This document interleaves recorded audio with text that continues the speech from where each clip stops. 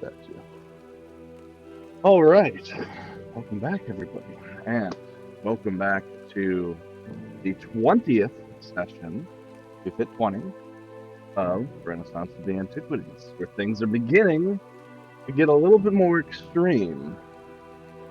A lot of things have happened recently, from major gambles back at Formarian between Fizz and the Lord Athis Dreet himself that acquired the role of this ship for you all to use to make your way out to the anchor upon Silver Lake and discover whatever secrets it holds and what its intention and design may be.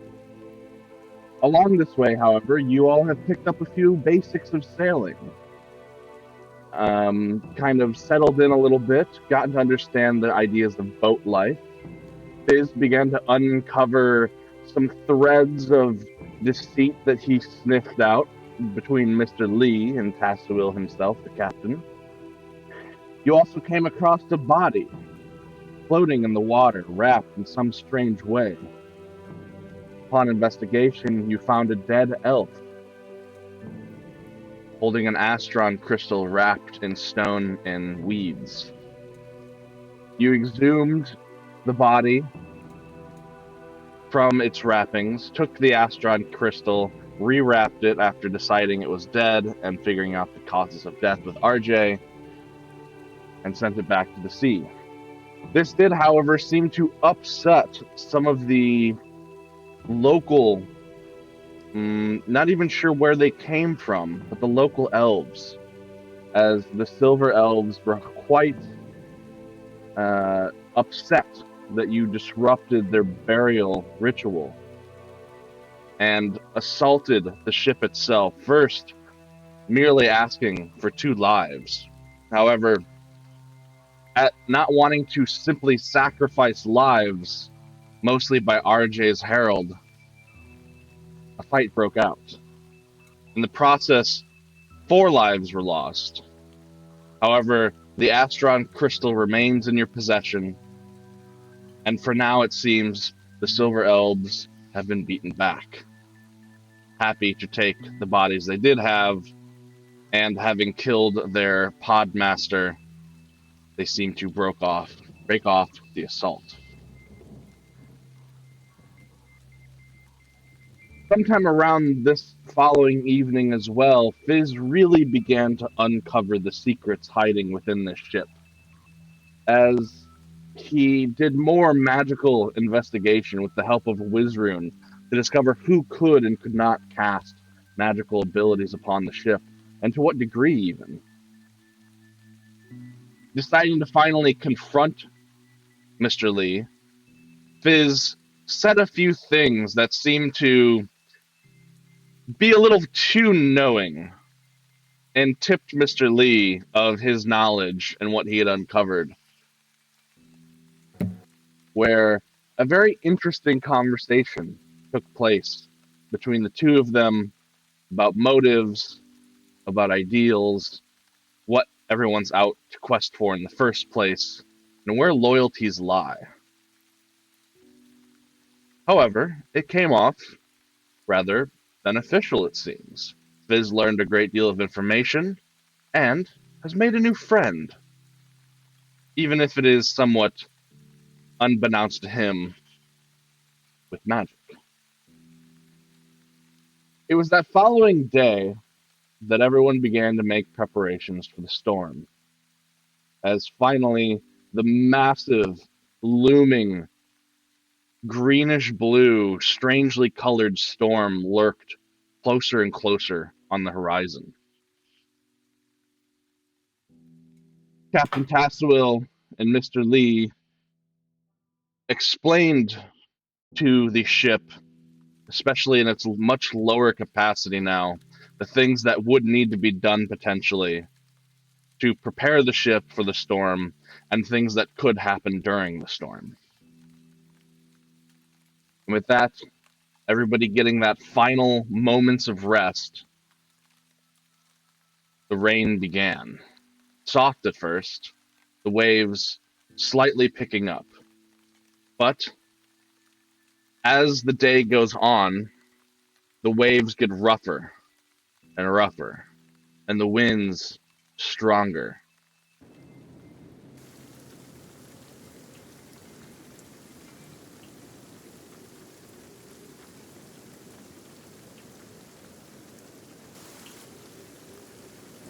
There we go.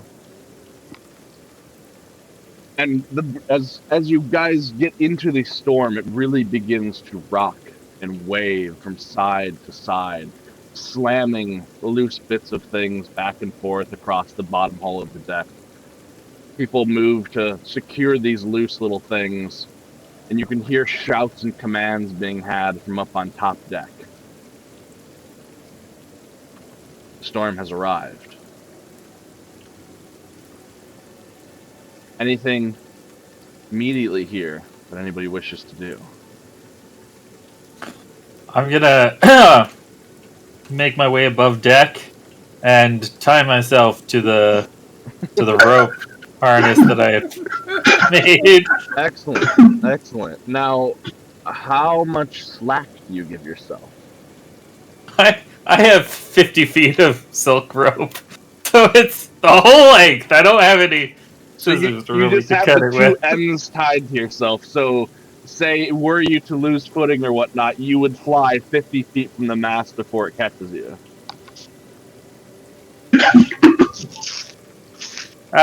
What's your leash? Yeah. So half of that. Do we have the boat up? Yeah. Can we Let have me the give it. boat up? Let me move you to the boat so you can see for measurements' sakes. I'm trying to If think you've of tied how. yourself to this middle mast, it's about 10 feet until you hit edge of boat on either side. That really isn't Okay. accurate, but each square is 5 Yeah, feet. but I need to be able to like move around to True. at least the front of the ship. So what I'm gonna do is like how I will have tied it up is basically like the it's tied at the mast, and then the two ends come to me, and I've tied those two around my waist and together, so it cuts the length of rope in half. So it's 25 feet of slack. Okay. Excellent. So you are now anchored to this location. Yay! Won't drown. Maybe. Drown, actually, if he goes overboard. Still enough slack to get you to I'll walk. take a lot of Keel haul I'll yourself. take a lot of bludgeoning damage and probably die banging against the boat, but I won't have drowned to death.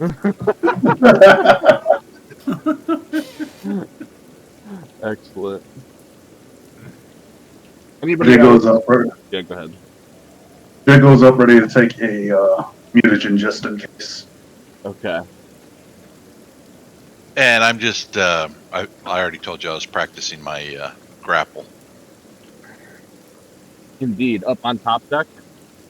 Yep. Okay. Just making sure I could know how to grapple something, a solid surface if need be. And I practice it on Taween. It worked pretty good. And are you dashing about?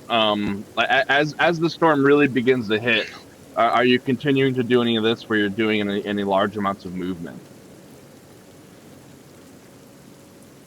Well, I'm doing whatever the captain asks to be done, so I'm helping. Yeah, at this point, he's just shouting out, the Tassel shouting out general commands. Retie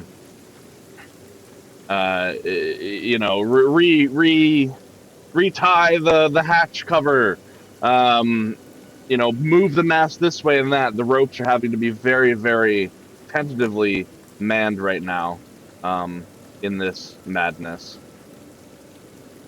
Oh, and then there is one other thing.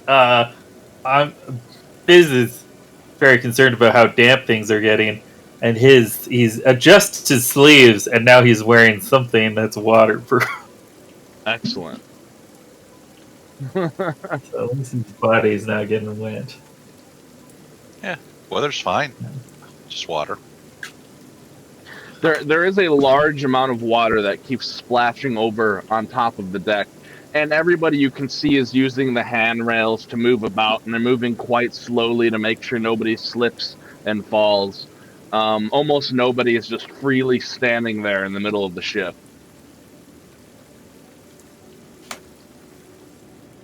Oh, that's the wrong.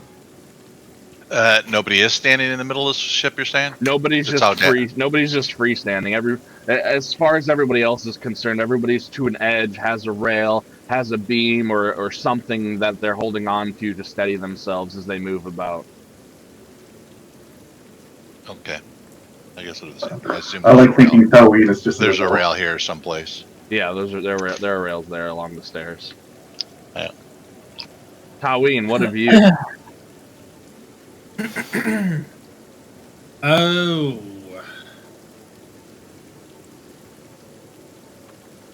I'll move up here. Lex up here. All right. Are you using additionally using things to stabilize yourself, or are you just trying to brave the storm and the waves and the rain? Halloween tries to brave it. Go ahead and make an acrobatics check.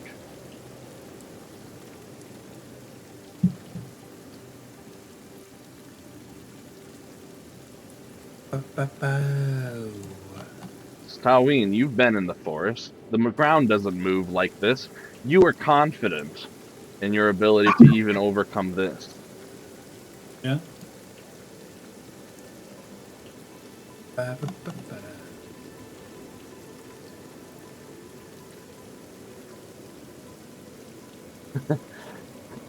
You begin to like stroll up the stairs, and you get up the stairs for the most part, as there are rails there. But you're making that portion right over there, towards the thing, and the boat rocks in a certain way, and your footing catches wrong, and you just wham slap the side of your face onto the deck as you fall prone temporarily. All right. Maybe I should hold on to the side of the boat.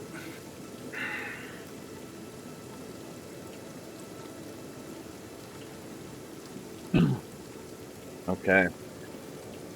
So, the storm rages on as this first day of travel in the storm commences, and everybody is consistently having to work. There's barely a moment's rest for anybody. Um, and at a certain point, Passwell calls out, "Strike the rails! You cut out. Strike the what? Strike the royals!" Which is to lower the higher sails as they're sailing down. Does anybody assist with that? I will do bardic inspiration on somebody who assists or is lowering.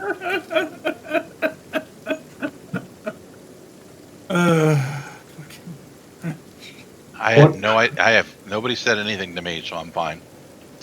Is that a strength?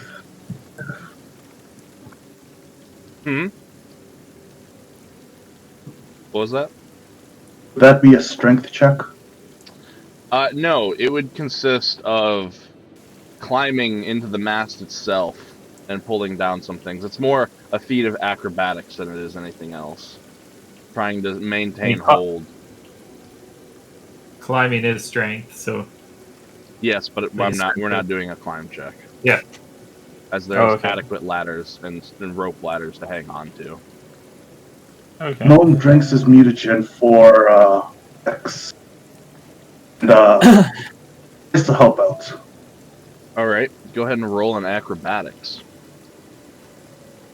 I will inspire competence Excellent. in acrobatics for good old RJ there.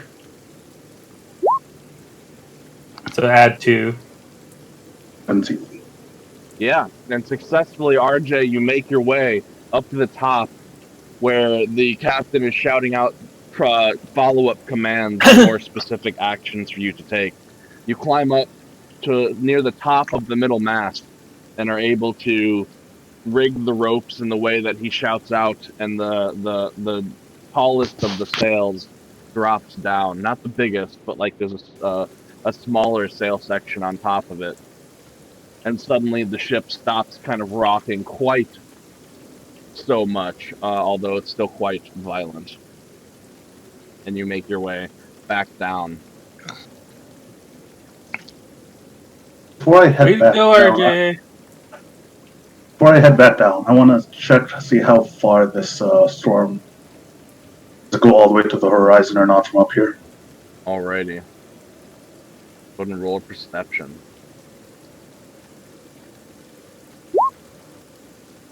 It is really hard to tell. Between the rocking of the waves and the storm cloud meeting to whatever horizon you think you can see, and just the torrent of rain pouring down upon you, the amount of vision you normally have is it's much obscured. I will climb down. Excellent. At a certain point, Gady begins to help Captain Tassowil with navigation. You see that they have a compass that they are using to try and stay the course. Wow. Okay.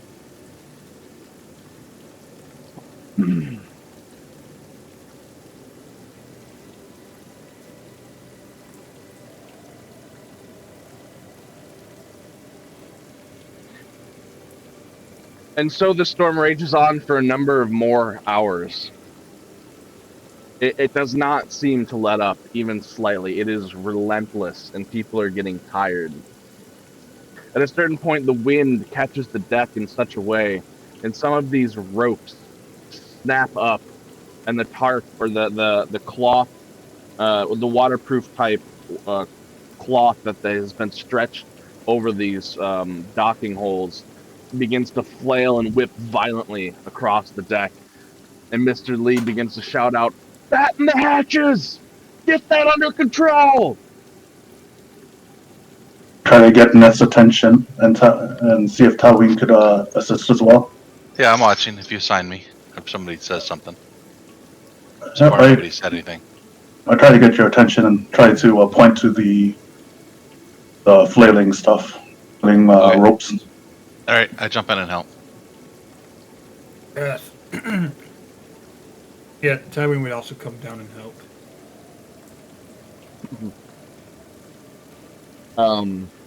Somewhere in this area. For whoever is helming the Endeavor, make a strength check. And then everybody else who's helping that person also roll a strength check to try and give the aided bonus. You were beating me there, so I'll just give you I'll assist you. Are we just doing straight up strength? Yeah.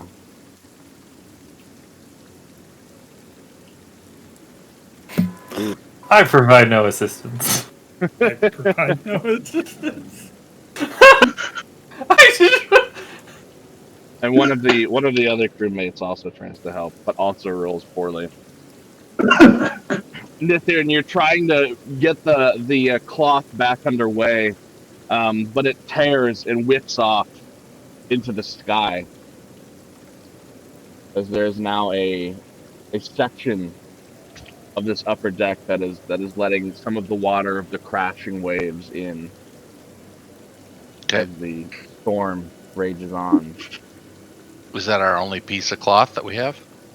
No, there's more. It'll take time to repair, but basically this is a skill challenge. So many successes before so many failures kind of thing. Yep. And which leads me into the next thing is as that tarp whips off, it flies across the deck, nailing this person and just whips them straight overboard. I try to get them out. Yep. As the captain starts screaming, "Man overboard! Get the ropes! Get that person back on deck!" Okay. I try to grapple. Ooh, yeah. That's what you've been practicing for. What do you want me to roll at it? Your grapple. Your CMB. I forget. CMB? Yep. Not too good. You whip out and try and catch hold of them, but miss. Okay. Person. It's, Go ahead. I give Neth my the rope and I jump in to grab onto him before he falls all the way down. He's already in the water. Yeah. I still do it. Okay. Okay. Take the rope. Then what do? I tie the rope around myself and I jump in to try to get the person. Okay. Which taking away my oxygen. Before I jump down, I swig the large person I had prepared for the day. Ooh, make yourself heavier. Okay. Go ahead and make Still a swim medium. check as you jump overboard and attempt to swim out to them as they are also frantically flailing in the high waves. You guys, the whole boat at this point is kind of careened up on the back end. The back end of the boat's kind of on the high end of a wave, and both of you are almost in this fallen surfer moment as Reginald ties that rope on and just leaps headfirst off the deck and into the water. Some might call it like a madman. Others may call it like a hero. Yeah. And I wrap the rope around myself. Yep. As I know how to handle ropes pretty good and hang on to the boat. 15. Yeah, double time. 15 though was the first one. Yep. All right. They also rolled pretty decently on their swim check. Actually, really high, natural 19. And you're just barely able to grab the hands of the man. And then, in this case, whoever's pulling back up makes strength checks. Somebody help! But no, I grab. I can't. I don't say anything. No, I grab Nis from behind and start pulling her. Yep. The woman to the side of you also helps. Good time I for need that no money. help. Ho-ho! Boom! Like catching a fish. Indeed, and No help. easily, in a concerted effort, everybody flops back on deck. And these events are spread out throughout the day. It's not all happening all at once. Other than the cloth knocking the person off and the rescue back to back, obviously. And you flop them back up on deck. And there's not much time to kind of really recover before Tassel starts shouting out commands yet again. Now, an interesting thing to note during this whole event so far, Sin has not moved from his position on the front of the boat. He stands steadfast, or sits steadfast right at the bow, kind of holding on to either end of it, just rocking back and forth. How we make a perception check?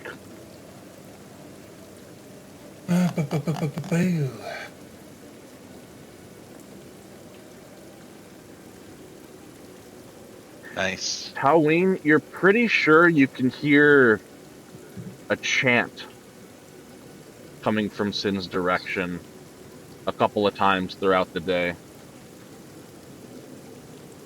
This repetitive sound that you can't quite make out what he's saying. Knowing that he can do some magic and whatnot, that's a higher level magic. Tywin would just assume that he's doing something helpful up there. Maybe trying to make the storm less worse or something. Mm-hmm. Okay. He's doing his part. Indeed.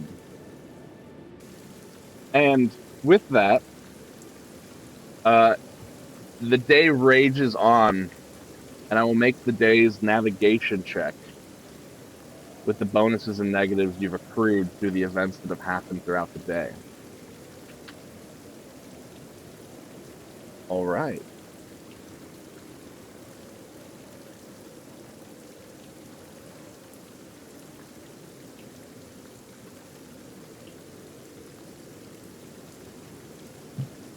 So you can tell as the day rages on that the sun is beginning to get down, is even in this storm where it is dark and vision is very obscured, it becomes even darker.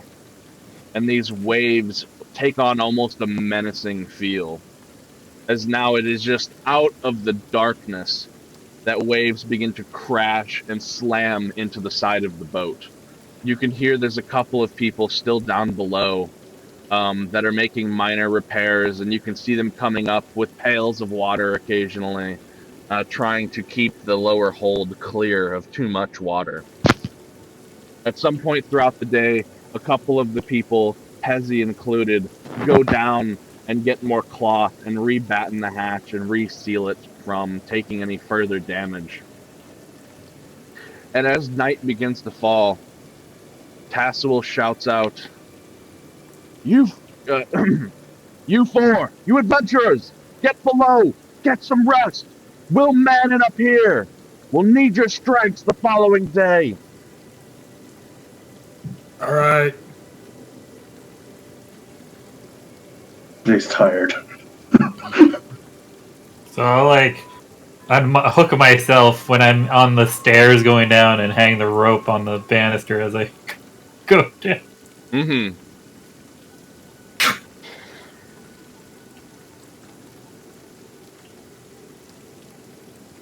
Everyone who does stay aboard will become fatigued over the course of the night as they stay up and continue to fight the storm on themselves. Where you, as you all begin to get down and have a moment to yourselves where you may be able to converse or at least rest for the moment, you can hear the shouting of commands still coming from above. A couple of people still running up and down the staircase in the back end of the hall, frantically trying to get things done. Anything you guys do as you finally, exhausted, tired from wenching ropes and being bashed against the edge of the ship time and time again?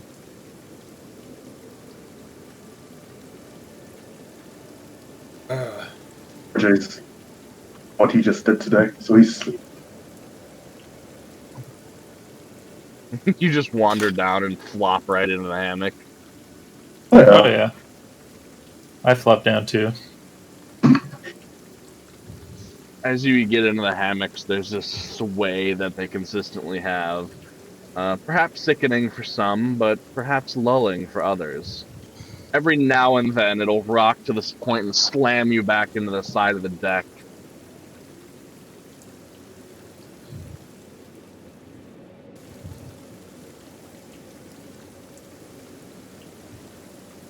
Halloween, anything for you? No, he would also just pretty much just go right to rest. Okay. Yeah, I'll do my meditation and reset my stuff. Not gonna do an in-dream anything. Mm-hmm.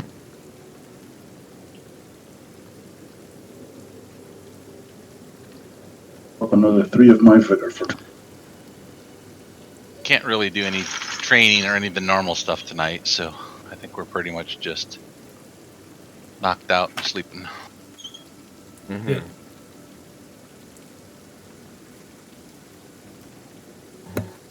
Wizard during the night gets down and he begins helping with underdeck things. As the 4 of you try and get some rest during the storm. It is sleep, or rest, or trance, however each of you has it. Not the greatest of sleep, not to any detrimental effect, but there are multiple times where the ship rocks so hard that it jolts you awake, or the sound of a shout from an order above startles one of you. Not me. Nithian, there's a couple of times where even you are almost kind of kicked out of your meditative position and have to like really catch yourself and snap out of it for half a second.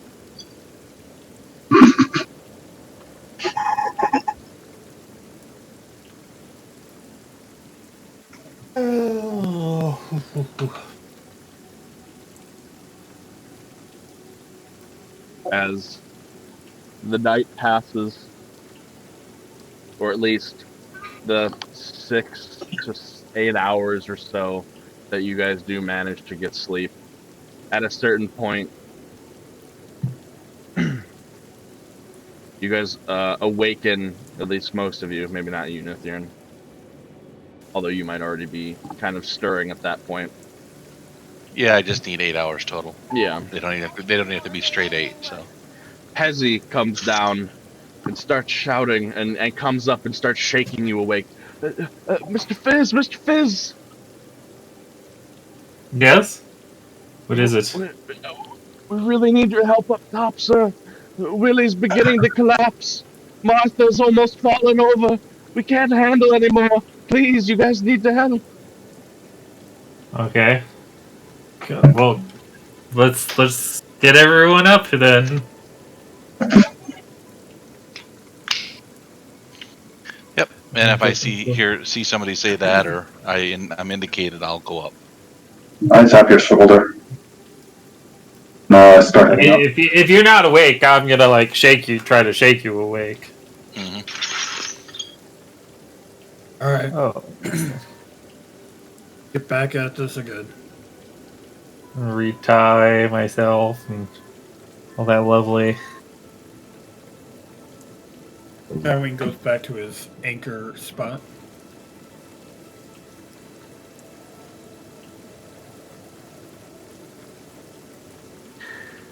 You can see, as you guys begin to make your way back up on top of the deck, that the number of people that need to go down and rest is too many. People are beginning to fall over and stumble. Their arms are giving out, holding against the rocking of the waves. You see Tassel, having not slept at all in the night, still trying to stand there firm at, next to the helm, much more weakly shouting out commands. You can hear his voice is hoarse, and that he's having trouble shouting over the sound of the storm itself. Mr. Lee doesn't look too fatigued and is standing fairly strong. Gady, however, and this other woman and Hurry did manage to get a little bit of rest.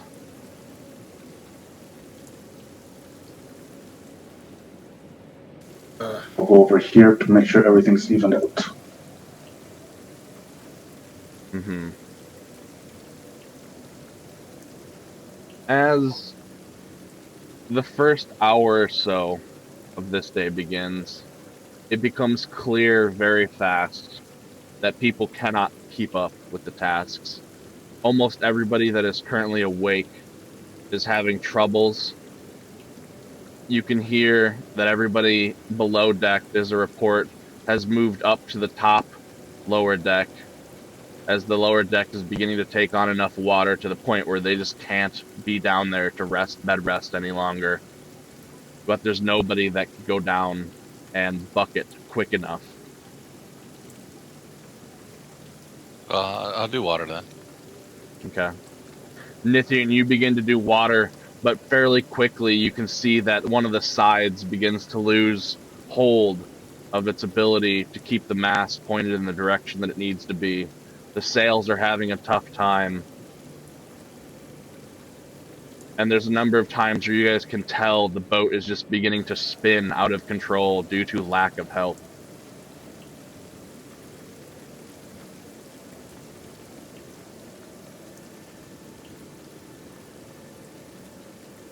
I don't have the strength to the thing. The mast. I mean, why do you keep pinging yourself?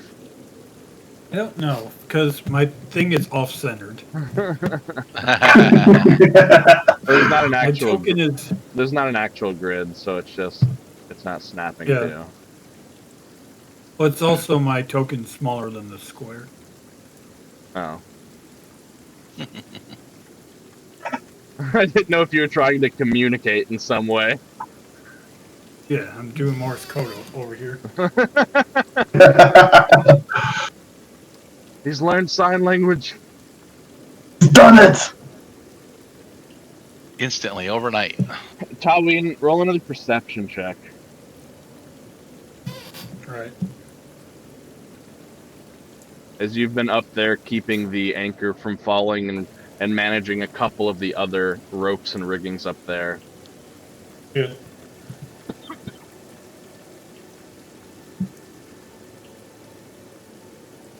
Or 25. Going with all the perception checks. Dang. Doing really His well. defensive strength. You still hear Sin chanting, Taween. And there's a moment where you catch him glance back behind him. And he sees everyone struggling. And you see him motion you up to him, Taween. I would move up. Yes. Sin. He leans over and says, "Those who need rest, tell them to get some. It's taking all of my strength. But I do have one thing. One last thing that I can help with. It will expend Alright. a large amount of my power. But we must succeed. We must make it to the anchor." Yes. And I agree. and he stands and begins to motion his arms in these magical ways. And suddenly, these giant tendrils of water begin to roil up and coil out of the waves nearby and almost snake up onto the deck. As the coil subsists, large, almost globules of water begin to reside in various places on the deck, and slowly they all take the shape of vaguely humanoid forms, although they are comprised of nothing but water. These forms begin to take the place of some of the people, kind of motioning this woman out of the way, pushing Huri back, and even Gady himself pushing him back. As these forms of water begin to take hold and help out in ways that the crew would. If and Tywin would go to right where he is standing right now and just lean over on that rail and be like, "If you need a rest, take it now. Sin is doing something. I'm assuming he's behind the water people."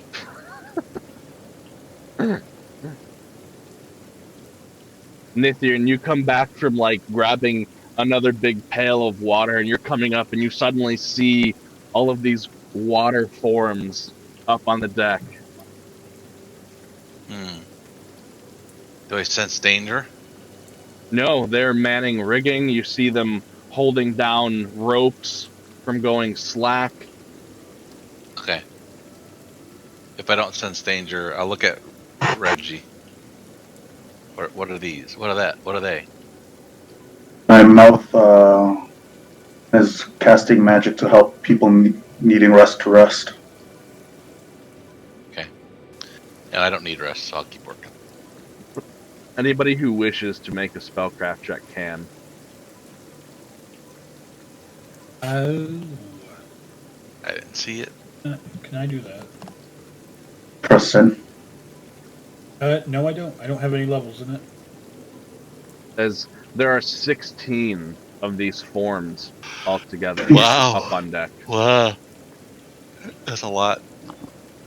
Let's not mix in an enemy, please. completely replacing what would be needed as a full complement of the crew. And you can see Sin, while keeping them up, is still up there, motioning his arms almost in a dance-like motion. It's strange. As the boat rocks and gets slammed off to the side and everything, Sin still is this serene fluid of motion and grace with this dance. Nithirn, it particularly catches your eye. Yep. I'll observe it for a minute. So no spellcrafts. I can't don't do it. know that I can do spellcraft. I guess maybe I can. You have to have a rank in it. Sure. I do not have a rank in it. Also don't Trust Sin. Okay. I know what the spell is as a player, but yeah. As we've talked about I do the spell too. with pirates. Reggie doesn't know, but Reggie trusts Sin. Okay. Water people. Water people.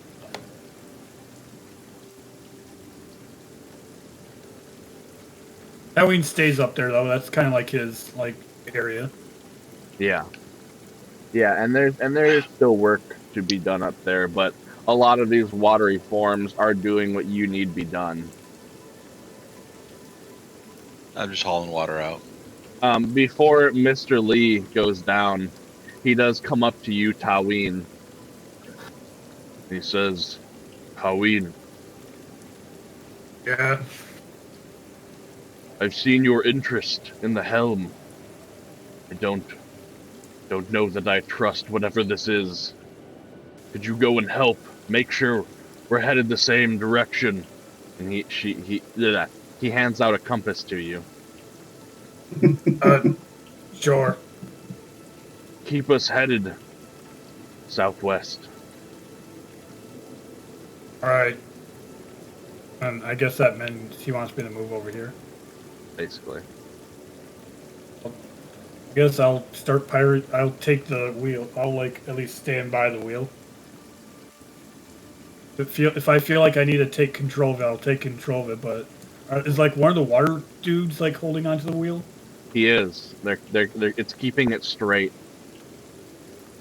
And I'll stand by the wheel. Yeah. Go ahead and make a survival check.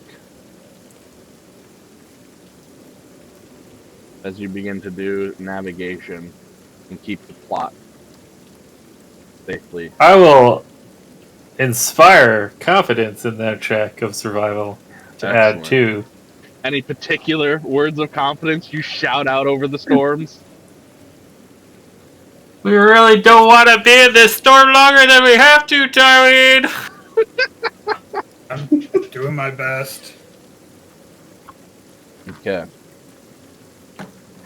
Compasses aren't my strength.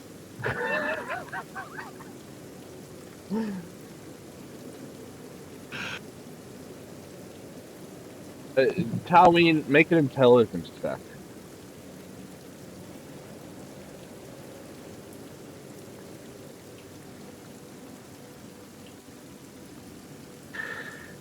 It's not something you necessarily think about now, but perhaps later this evening it'll come across to you. Wait, there were common and elven symbols on that compass, which is why you're able to use it so quickly. But for now, there is just during the day the stress of trying to keep the ship afloat and from sinking. Between the compass and its aid and Fizz's strong words of wisdom, you do manage to stay plotted southwest, Taween. There are a couple of times where you have to take the wheel and slightly adjust it, and the water form allows you, and then re-grabs it and just keeps it in that position. It seems to not have too much of a mind of its own of any sort that you can see, but they are merely doing the task they are set to do. In this case, keep it going whichever direction it's going. Yeah. I picture myself like keeping the compass in one hand and then looking up, looking down, and then just grabbing the wheel with one hand and just making a slight adjustment. Mm-hmm.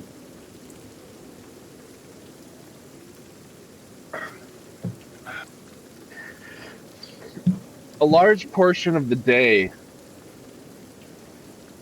while it still feels heavy, and there is the worry in each of your minds of this storm and how it is just raging down around you guys.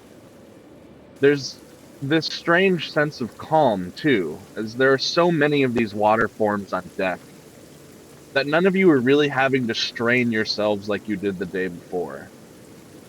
It kind of gives you this contrast of what a fully crewed vessel feels like versus the bare bones type vessel that you have with the people that you've lost and were able to gain.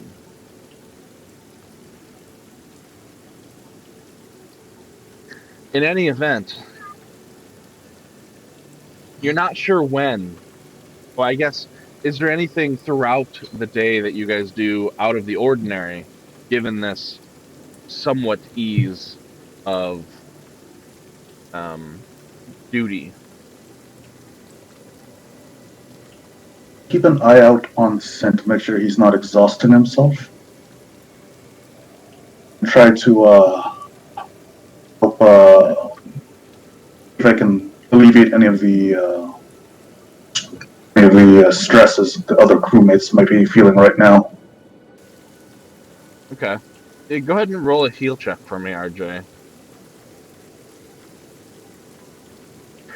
Really good. You do go down, and a lot of people are trying to rest. They've kind of huddled themselves in various corners of the room, up in the upper holds, kind of bracing themselves against walls and things. And a number of them do have, minor cuts and bruises from being slammed into walls or railings. There's a few people who are kind of on that verge of mentally having problems, just from sheer, fear and nervousness. But you do what you can to dissuade people and patch up their minor little injuries here and there.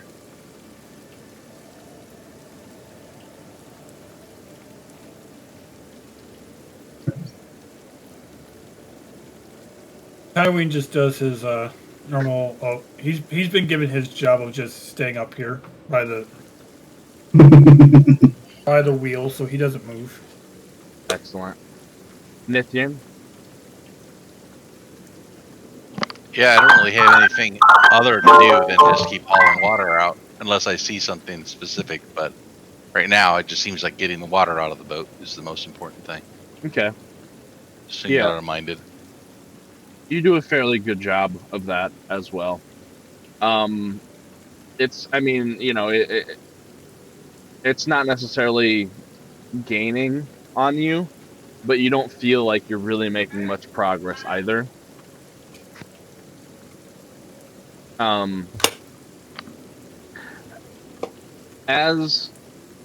As you were doing that, Nithyan, go ahead and roll me a D100. Okay. 50 or below, you're below deck. 51 or above, you are above deck. Okay. So you're down here somewhere, probably near the stairs, grabbing a pail of water. Okay. Fizz and Taween, being the two primarily on top at the moment, as this is about when Reginald, you're doing this for a couple hours probably, Reginald, of tending to people and talking to them, kind of in hushed tones, but still a little bit as loudly as you need to talk over the storm outside. Another description of the storm, it's continued to keep that strange bluish green glow in the sky above you. It's a little bit, it's very offsetting for anyone used to normal storms, and there is this consistent salty taste to any of this rain that is hitting you. But Fizz, Taween, there is this moment in the storm where this large wave rises up and you crust up on top of it. And as you're coming down, all of the sails hit full billow. And then you hear this sickening, splitting sound. As Quickie time. looking at them take the grill out from the back. As you see Fizz, both sails catch the wind so hard that they just shred and split asunder and get blasted to the sides. Suddenly, the ship kind of loses all amount of control as Taween, the wheel means nothing to you in this moment without you right yourself and catch yourself on the wave as it comes out. But you can tell that those sails are decimated. What do you guys do? Is the well, first off, like how I guess I'm going to attempt to try to send a message to the people below deck, so like Nithir and RJ, to Who do you send it to first? you have to hear it, so I'm not even gonna bother with Nithir. I'm gonna send it to RJ. Okay. But is there more than 3 feet of wood between? Like, is the deck 3 feet thick for wood? No, you're fine on the message. Okay. RJ, the sails. We need help above deck. Pronto. All right. Before you do anything, RJ, I'm sorry, do you respond at all? I respond at all? Yeah, to the message. Yeah, you can respond. I forgot it does that. Okay. I say I'm on my way. I'll go wake up Castle. Okay. So you stand up and make your way. You get to about the stairs. Taween, is there anything you do in that moment? I move up to this little device thing and try to grab onto that and see if that does anything. Since that's what controls the sails. Okay. So he's like, I don't know. I've seen him do this. You would know that it only makes them move left and right. Oh, all right. And then after that, I'll command. I don't know. Do I know what the water people could maybe like? What needs to be done to prevent bad stuff from happening at this point? Well, you have that thought, Fizz. When you whip around, you're looking around, you're there's that moment of panic. You know, you're thinking, what do we need to do? Are these water people doing anything? And then you see it. This hand that comes up over the side of the deck, right here. And then you see another. And you see this form lift itself up out of the water, out of the side of the boat, and clamber onto the deck itself. On the opposite side from me, or Yeah, over here. Make a perception check.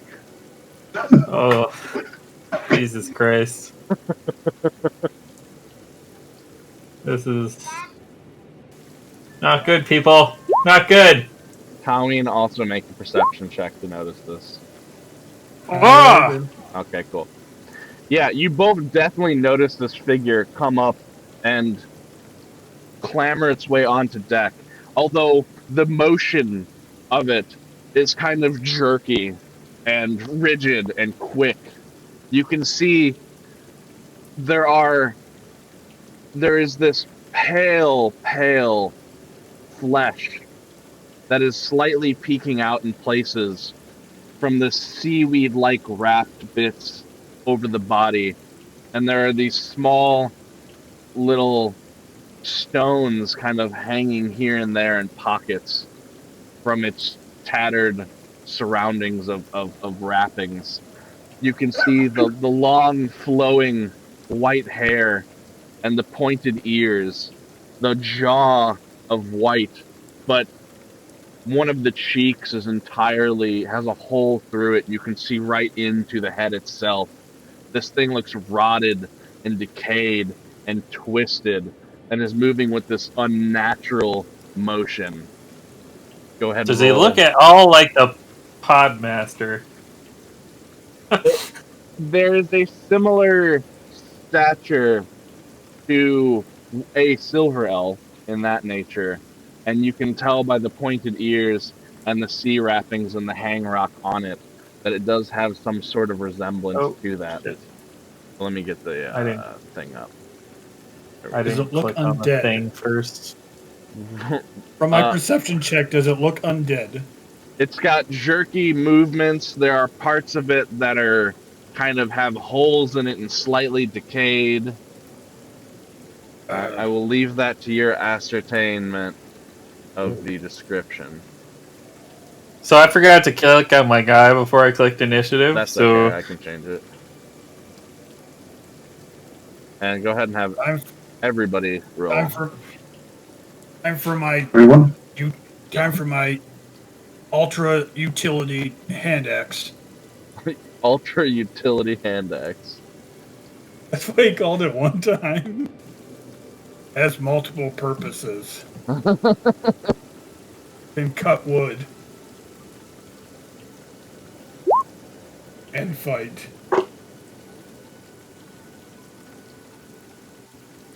He's too busy explaining that to no one. Oops.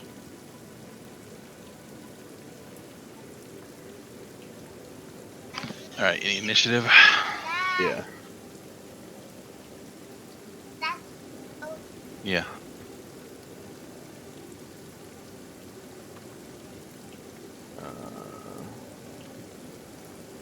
the green line is my rope for reference. Yeah.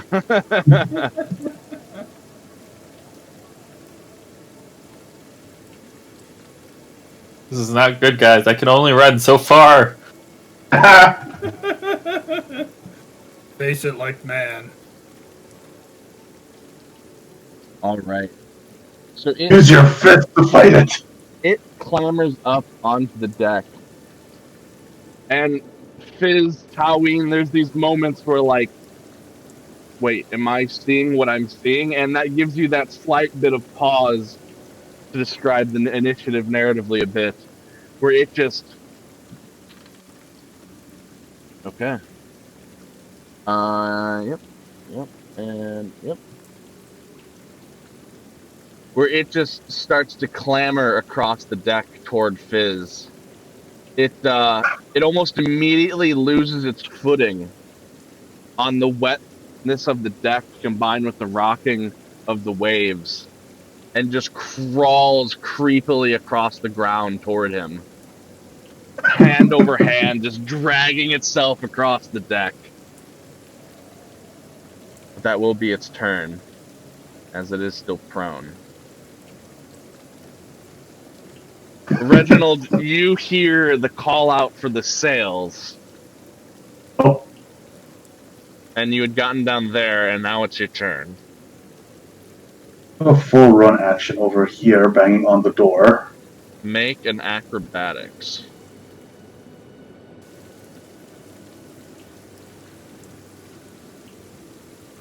Wow.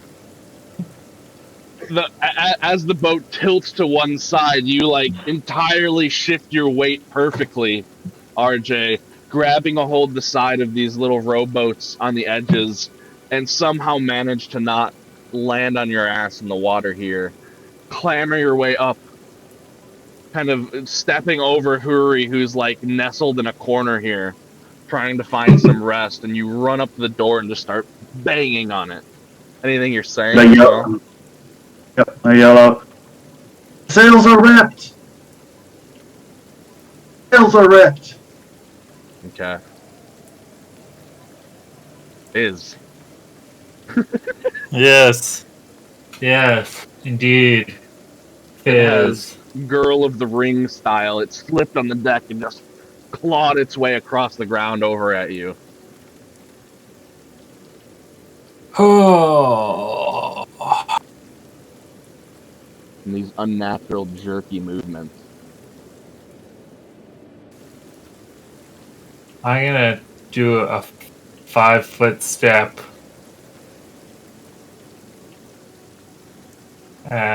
here. Okay.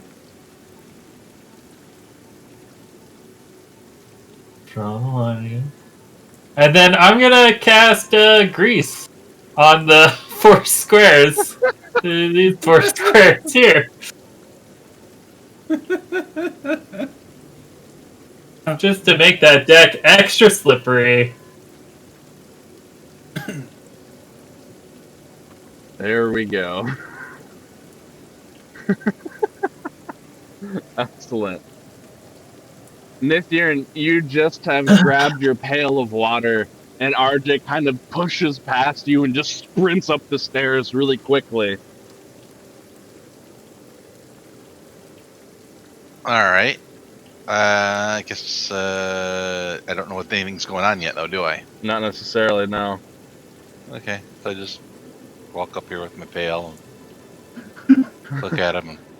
What's going on?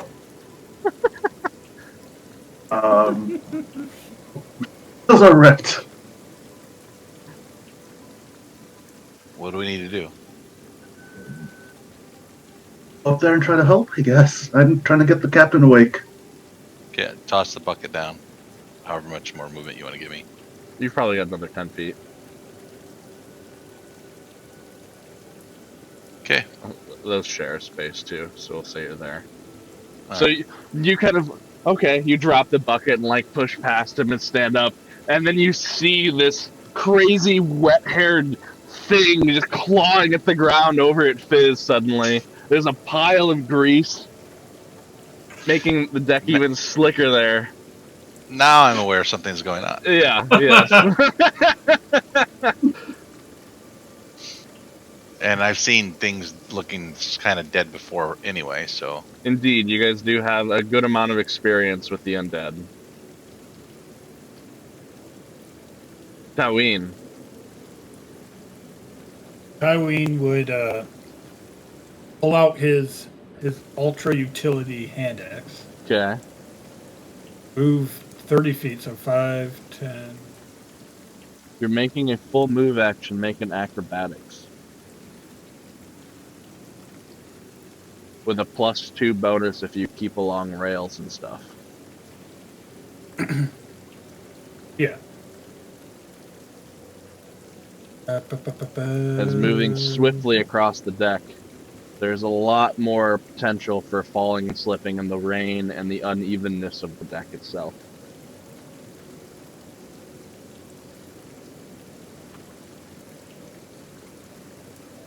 $15. So 17 actually. All right. So you make your first couple steps, and you slip face first and hit the ground after 5 feet of movement. Really? Mm-hmm. Yeah. This DC's a little bit up there. You still have another move action, and you are prone, and you can move at half speed while prone. He just gets right back up. Okay, so you spend your other move to stand up. Yeah. All right. Wizard is asleep. Just it. I don't think it stands up. If it's already prone and tries to move through the grease, is there any issue? I mean, it's gonna take a ton of negatives. That's a good stuff, question. I don't think it does. So I mean, so he needs to make a. I know. Just to move without that. So the grease is going to make him move at half speed. Okay, so his So- move action already would be at 15 because he's prone, and then it's half again because of the grease. So basically, he gets a 5-foot square Yeah. movement if he crawls in the grease. As long as he can, so he has to pass a DC 10 acrobatics check, and if he fails, he can't move. Okay. And then he makes a reflex save or fall, Or which falls, but I mean he's down, already so on the that so ground. that's irrelevant. Yeah, All right. So you so see, he needs to make it. yeah, he made his acrobatics. Okay. You see him clamber across the deck. There's some extra arm movement as it slips and slides off to the sides, but it gets right up to you and does a, let's see, it has a negative because it's prone. So does a 16 hit your defense? Let me check.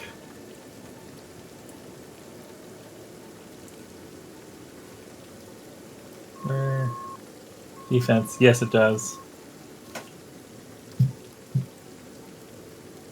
4 points of slashing damage that will cut through armor Okay. as it just slashes right across your calf, or the front of your shin, I should say. You can see as it reaches out its hand. It's not so much that its hand is clawed, but it's more so that the fingertips have kind of withered away and the bones themselves kind of just rake across the front of your shin. You said 4, right? 4 slashing, yep. And that Yeah. goes through any DR. Unless Yeah. you have. Why does it go through DR? Because they're treated as magic.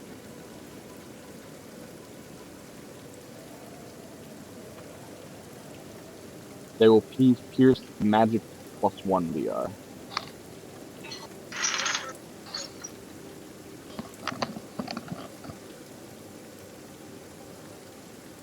Talking about magic +1, can you tell me the stats for that chainmail? Yes. Plus It one is- chainmail. It is what normal plus for chainmail is, yeah. Okay. But one thing you do need to note: the +1 bonus on armor applies to your defense, and it increases its DR by 1 as well. Right. And you don't have. Well, if you do your sheet correctly, where you have the input equal to thing set equal to your DR value, once you have the stats put in for the armor and everything, it should tell you what sort of DR that you have. I'm pretty sure that's still +1. DR magic +1, but unless It says DR value 2. right. Oh, So make the input 1 2. it's DR magic +3. Okay. Cool. Is that because you also have natural armor turned on? I do not have that equipped. Okay. Then it's accurate. If I had that equipped with a mutagen, that would be a 3. Okay. Go to +4. Okay. Cool. Yeah. This is kind of one of the first times we're seeing a magical armor come into play. So, RJ, you will apply your DR to this thing's attacks if you get hit by it. But I don't believe anybody else will, because I don't think anybody else has magical armor. And since this is one of our first instances coming across where this interaction actually comes up, other than it just straight bypassing everybody, that's why I'm kind of explaining it a little bit more. So, all right, but Reginald, you see Yes. Nithyrn move up past you.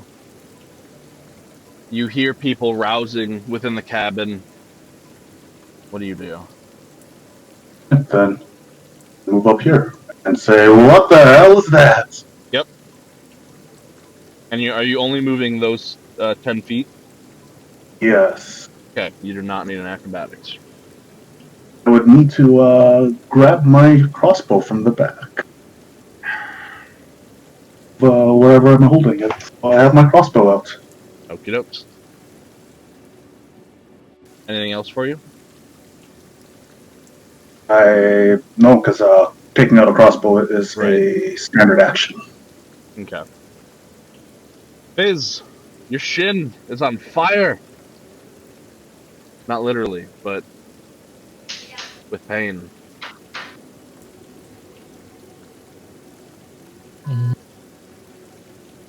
Okay.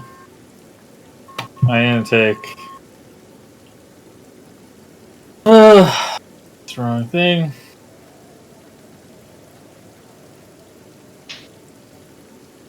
That rope is hindering you so much. 5 foot.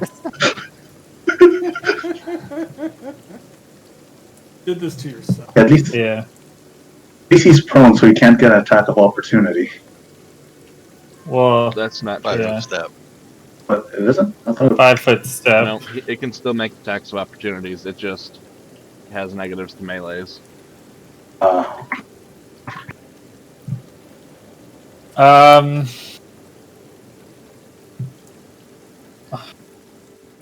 don't know if I shoot it with my crossbow. That's going to be an attack of opportunity, still, isn't it? Correct.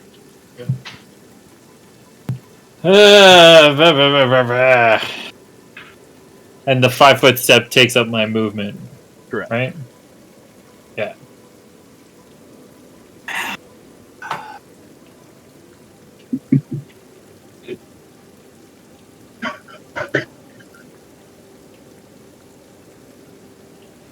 You always just move again.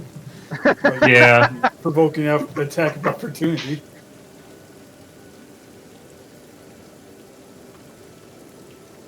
I'll move again. Okay. How far are you intending to move?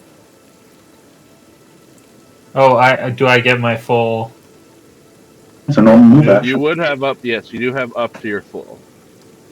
But how far you move may or may not depend for the acrobatics. So I move to here. Okay. So you're fine. 2 squares. Yep. And that's my turn! Alright, now that will provoke because of. Yeah. It just has to. But that is a 15 versus defense. I'm not sure if that fits you. Yeah, that hits me. It hits me, and I have the best defense Okay. on Oh, here's something that I've been thinking about, which will help with the ask of defense thing. On all of our tokens, you guys have 3 bars. In your blue bar that I see none of you are using, put your defense number, like if it's 15, do like 15 out of 15, and then it'll appear on your token. And obviously it's never going to lower out of its maximum, but you need to put the back end of it for it to show up in the first place. And then that will allow me to just at a glance know if it hits you or not. Is it showing up? Because I did 13 out of 13 and it's not showing up. No, so by that I mean 13 in the one and then 13 in the second one, like that.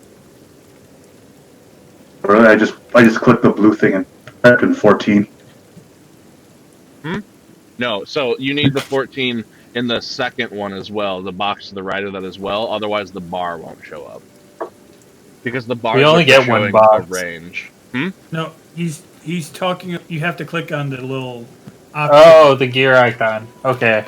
No, you can actually click the little circle icon too. But it Blue does circle? it only works if you go into the settings and give it 15 out of 15. Really? Because it seems to be working for me right now. I fixed yours. That's why. Okay. You did put your first 14 in the right place. You just needed it in both. Okay. But cool. Okay. So that gives me the base defense. Obviously, Nithyan, yours changes a hell of a lot. Yep, I'll keep up on it. You don't have to Fine. keep updating it if you don't want to. You can just leave it at your or however you want to do it. Yeah, I can update it. It only takes a second. Okay. So, Fizz, that is 6 slashing damage. As you go away, it just grabs the back of your ankle, and you can feel it tear straight down to the bone. clawing Yeah. at your tendons. Is there a penalty for going below a certain number of vigor points? Not for vigor. It's when you start going below certain amounts of wound points. Okay. Okay. The fact that you have to ask that tells me you haven't taken too much damage in this I know, right? I haven't taken any damage so far. He's very he's very runaway-y. Run away. Nithirn. All right, so I have it's a double chain comma is what the weapon is. Okay. I'm fighting 10-foot reach, Yep. fighting defensively. And is this with the sort of thing? Yep. Okay. 5-foot step in. Yep. Is that within 10 foot from your point of view? Yeah. You're fine. Okay. And slashing. 15. All right. The 15 will hit as you slash it for 5 points. As the magical blade cuts right into it. Now, I have reach, so does that mean I'm with this? It's a reach weapon, not a range weapon. I'm threatening 10 foot, correct? Correct. It is in one of your threatened squares currently. All right, thank you. Done. Halloween. Alright, so let's say I use both my movement and my standard to move, but don't use my full movement. Half on both. Yes. Do I have to make any acrobatic checks? Nope. Basically, if you move more than half your speed, you have to make an acrobatics check. As you guys have experimented with it enough at this point, I'll just tell you. 5, 10, 15. There's my first one. Yep. 5, 10, 15. Okay. And then I rage. Excellent. No. I don't rage yet. Okay. I know because I do take a minus to my defense when I rage. All right. At the very top of the round, we'll see if anybody's hearing this. There's a negative because of the rain perception, sound-based stuff, but and the wind. Wizrune rolls really high and is aware that he hears the thudding on the deck and some of the shouts, and he'll get up and he'll get to about there with both his move actions as he was already in the thing. Now, interestingly, you can see as this fight begins to wage on, the watery forms are still moving about, kind of helping out, keeping the wind and the waves from damaging the ship too much. You're not entirely spinning out of control, as there still is the one at the wheel. Those below deck, these guys, they do not hear the fight itself, and as such are kind of getting ready. Mr. Lee comes over, opens the door, Tassel gets up, gets on a shirt.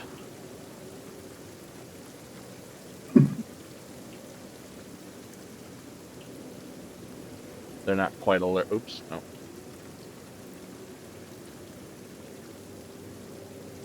Its turn.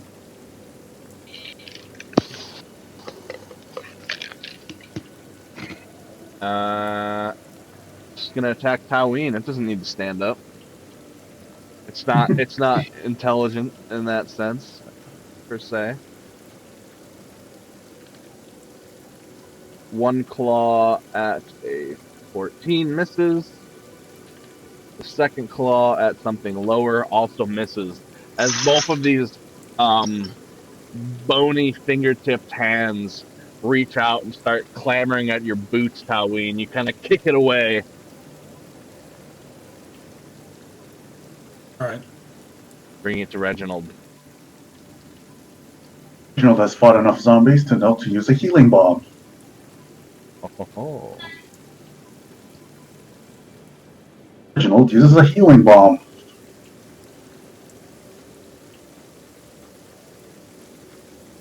Know the damage for this? It's just for the attack. Oof.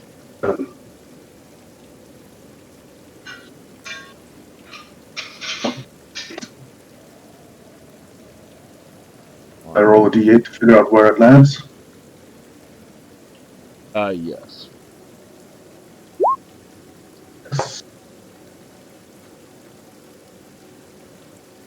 And You hit Taween? Where'd you start from? From your in front of you or on top? Let's start from here. 1, 2, 3, 4, 5, 6. Right behind. this one? Right. Yeah. okay. So what's this? Well, it's reflex first, which it rolls. Oh, 12, and that misses. So what's the splash? Dash is min damage, which is 1 plus my level plus bomb damage. If you want, in your attack notes for that attack, you could write like splash damage and the amount as well. That way we have it each time you roll it. Just because it's different from my normal fire bombs, it's going to be different. Gotcha. Um, How much is that? um, Sorry, you cutting out a little bit. 7? Seven. I keep getting the last end of whatever that word is. Like the first syllable keeps cutting. Okay, I thought so. Sorry. Threshold must be a little off. Bit off. It's also using my laptop's mic, not my headset. Yeah. All right, you can see the burst of energy as this healing positive energy. You see it burn away some of the flesh that is still left tattered onto it, almost as if a fire had hit it. Any movement for you, Reginald? Reginald will not move. Okay. And not that it mattered on that attack roll, but you did notice that with the severity of the winds that are up here, throwing that, it kind of shifted your bomb a bit. Okay. It didn't actually shift it, but it gave you a negative. Fizz. Yes. Okay. I'm going to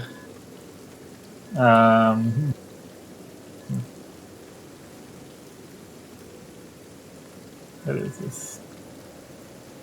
So he's within my point blank range. We have +1.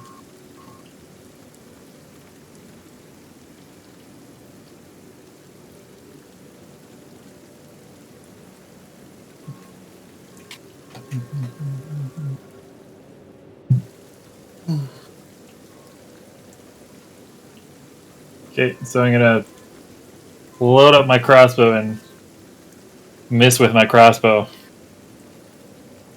Despite it being a 15, you shoot it at the creature, but you just see the winds take the bolt and severely swing it to the left. And it arcs out into the water behind somewhere.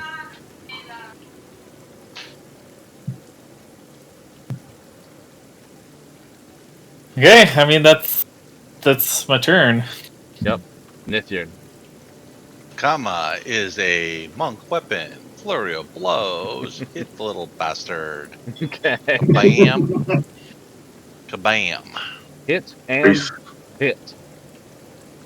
For a total of 12 damage towards the creature. You were just laying into this thing, slapping and slashing. Taween. Now Tywin rages as a free action. Well, blood rages. Yep.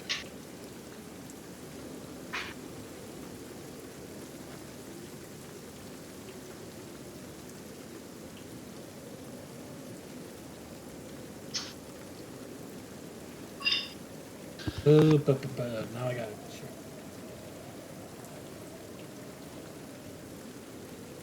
50. I actually do have to change the blue bar. 13.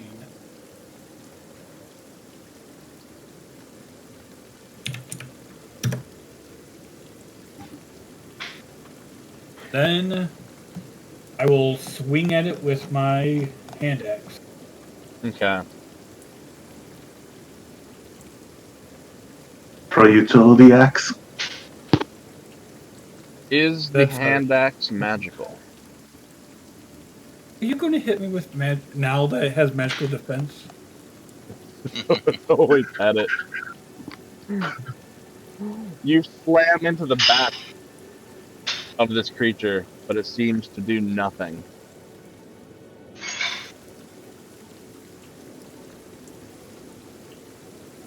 Everything's just going to have magical armor now. This thing specifically, yes.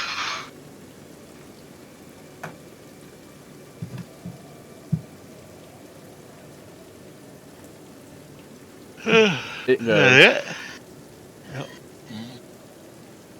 Going to roll. Okay, rolls pretty high. It is going to crawl over here, provoking from Tawin and Nithyan. Okay. Smack. Now I'm going to roll. Okay.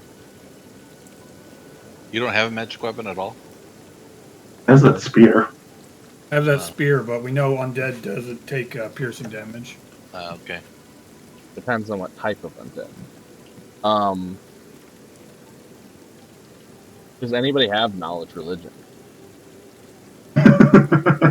This has all the knowledges. I know Fizz does. Alright, nope. Legend, not history. Yeah, religion. I do have religion.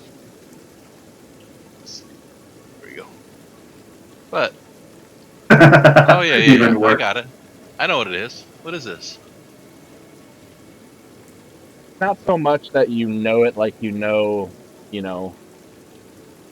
a stat block or anything, but from your observations thus far, seeing it being hit with both magical and non-magical, a couple different types of weapons itself, and just kind of the way it is acting, you can tell that whatever has brought this thing to life has brought with it an amount of magical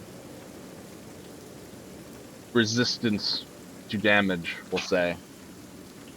And that while superficially both the axe and all the other weapons that have hit it have looked to do physical damage, it seems only the magical ones are actually having an effect. And that this is not the sort of undead that is weapon type based. Okay.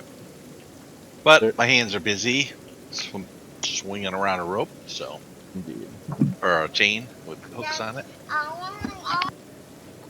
So it rolls up there as Nithyan, flashes into its back yet again. And you see it kind of sit up, and it starts to emanate this strange, greenish, sickly glow in a 20-foot radius around it, which is everybody with Wizarding over there. I need all of you to make will saving throws. Much will.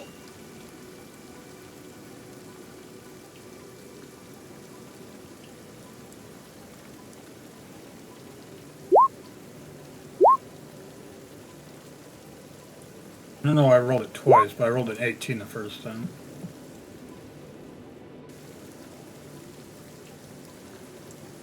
Okay. Poor Fizz. And is that everybody? And I need Nithyan. Will save. I was throw. distracted. Yeah, you're A fine. will save? Yep. Okay. Okay. Oh, Good time. Nithyrn saves. So,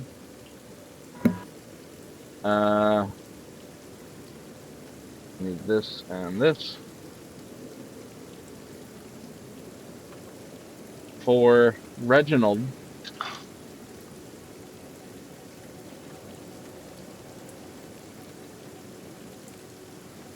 this green glow envelops you, and you feel like this rush of water hits you where there is none.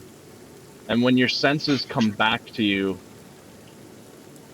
you find yourself thudding on the deck up over here. okay.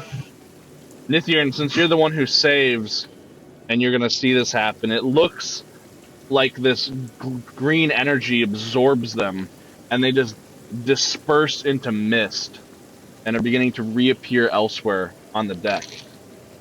Okay. Taween,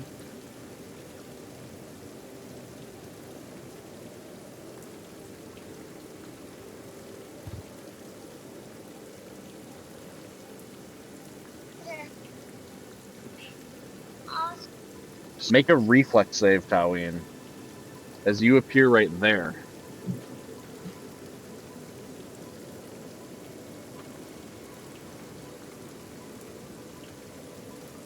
All right.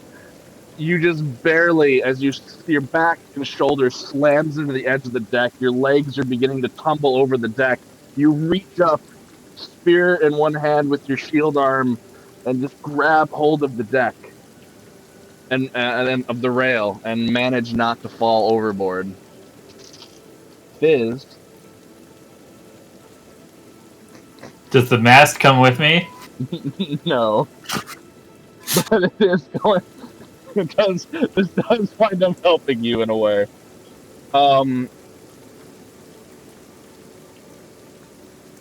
What is your max rope distance currently? 25 feet. He's at it. I'm currently at it. Pretty much. Okay, it would do a kind of a swing motion then. Uh-oh. So I'm now midair. Swinging. Momentarily, you are midair, yes, before you plummet into the waters below. But my rope's still attached to me? It is, So you're not quite that far. and that will help. But you are off the edge of the ship currently. Yeah, that works. Reginald, Yeah, I mean, Nils makes a true strike extract. okay.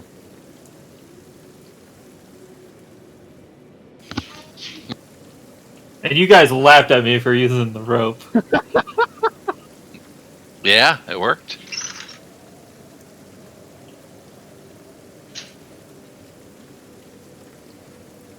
Right? What was that? Reginald? Just the tree strike rank? Yep. Okay. I have 2 more spells left. One of them is Fizz! a What's the plan here? Well,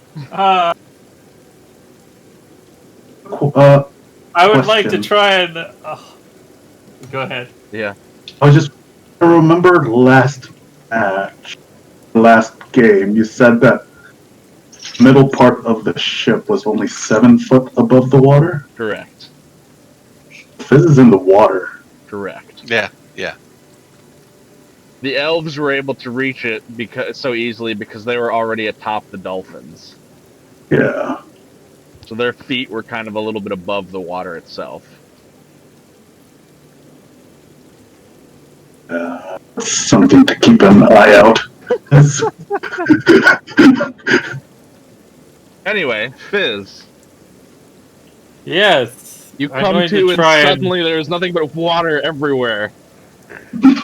You feel it all I mean, feels like I'm- being sucked out to sea. So wait, is the rope still attached to me or no? It is, yes. Okay. So I mean, I'll start trying to pull myself along the rope. Okay. Go ahead and make a strength check, I guess. And are you making any effort to keep yourself above the water? Yes. Also make a swim check then. Get ready for this. Oof. Oof. At least I'm not drowning yet. Nope, you're fishing. Nope. There's You're this drowning. moment Maybe. of you grab onto the rope and you're like, I'm still safe, and then you just feel yourself get ripped underneath the water by the waves. Oh yeah, this is Stand my ground. Flurry of blows. Mm-hmm. I know you always want another game. Oh, that's not one. That one's like. Second one will hit still. It's Oh prone. wait, so did it they has both a go? negative. Did they both go off? They did. Okay, so a 12 and a 8. Okay. Yep, it's prone, so its AC is a lot lower right now. Yep. Stand my ground, fighting defensively in there. All right. You just continue to wail on the back of this thing. Slicing through it. Yep. Taween. Well, Tyween's gonna. I'm gonna use Check. all my. Let's see. It'll be a climb check to pull yourself up over the edge. Oh god.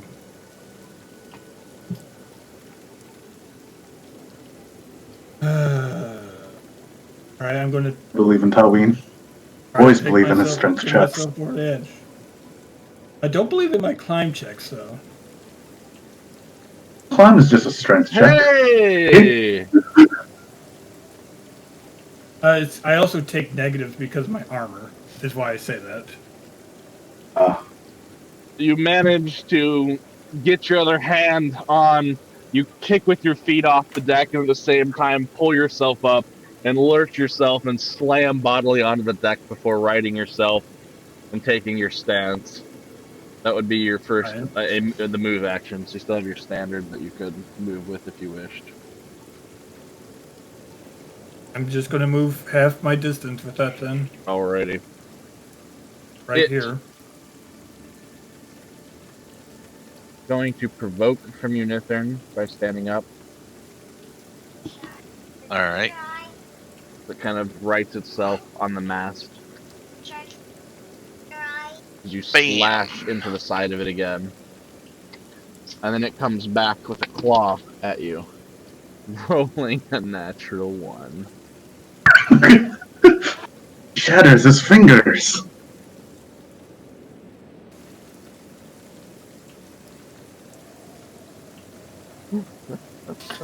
Breaks a nail. And winds up dealing damage to itself and to his strength. Excellent. Reginald. It is looking fairly battered at this point. Reginald throws a bomb. Nice healing bomb. Yep. Last healing bomb. It's my last healing extract. Okay. Plus 22 this bomb. Mm-hmm. That will hit. 8 plus 6. Reginald, how'd you like to do this? Yeah. Considering that there's a railing, Healed to death. Reginald crawls underneath the railing, basically lobs it right at its head. Okay. And as the bomb explodes on the side of its head, the thing crumples to the ground. However, we're not quite out of the fun yet. Any movement for you, Reginald? Reginald starts moving this way. Because you notice that there is a rope hanging off the ledge. Fizz. Women's strength. Well, Yeah. Strength. Nice. Swim. Nice. Critical success on the swim. And yes, that is an 18. Is it enough though? That is the question. It Is makes 18 a enough? little progress I forward. make progress. Makes a minor amount The- of progress forward and surfaces his head.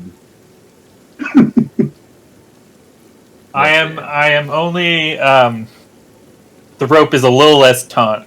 All right. Do I notice the rope? Would be the first question. You can roll perception.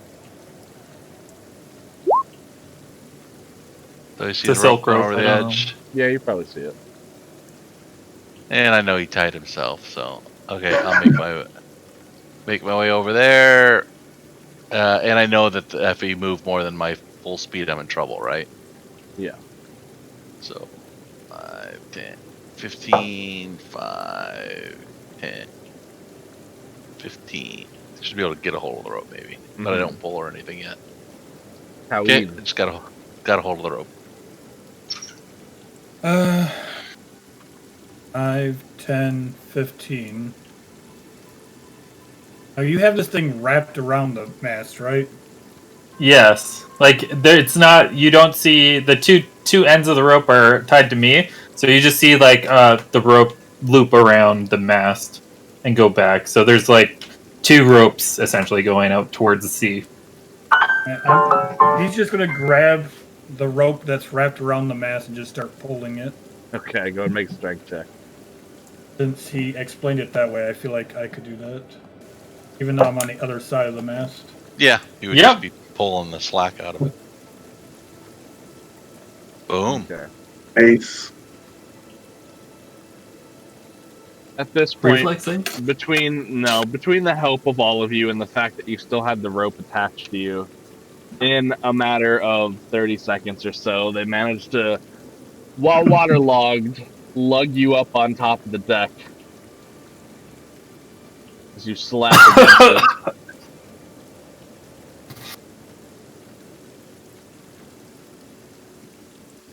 Thing. And the immediate There we threat go. of danger subsides, aside from the fact that the sails are still down, and everything is chaos. Everybody else starts like moments later as they're pulling you up, rushing back up on deck. Reginald starts doing first aid on Fizz. Okay. What type of first aid? I am just checking to see if he's okay with being in the water for a bit, so hypothermia and stuff like that. Okay.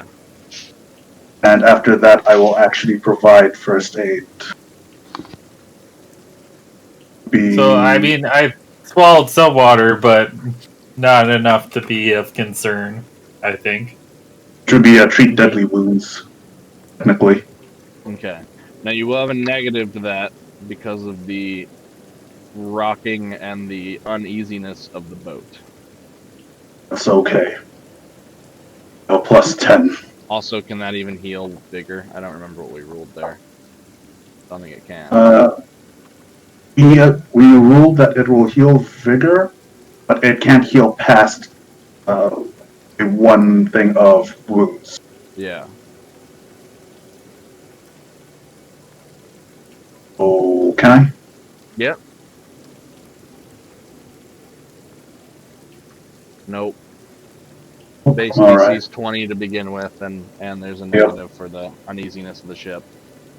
I getcha. I tried. Thank you for trying, and I'll make some motions and cast Cure Light Wounds on myself. Okay. That's a spell I have, right? Yes, it is.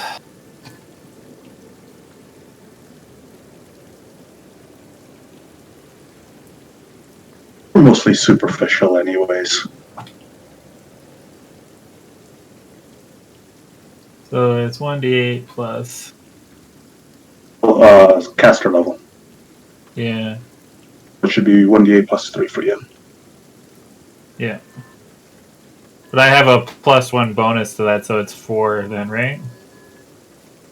Plus 1 bonus to your Cure Light Wounds. No, to the caster level. From what? Is the question. I thought it was because I had such a high charisma. No, that, No, that that- doesn't affect that aspect of the spell scale. That's bonus spells per day. You get to Okay. cast it more times than you should be able to. Yeah. Okay. So my caster level is still 3 then. Right. Oh, 1d8 plus 3. Ooh. So that's 4. Yeah, because I That's 4. hit the wrong Yeah. thing. That's fine. I don't know roll the why it D8. did that. No. That's weird. Motioneth over to help you heal. Do you look? Yeah. Does he look bad That's from your point of view? he's hurt more than he usually is. I say out loud.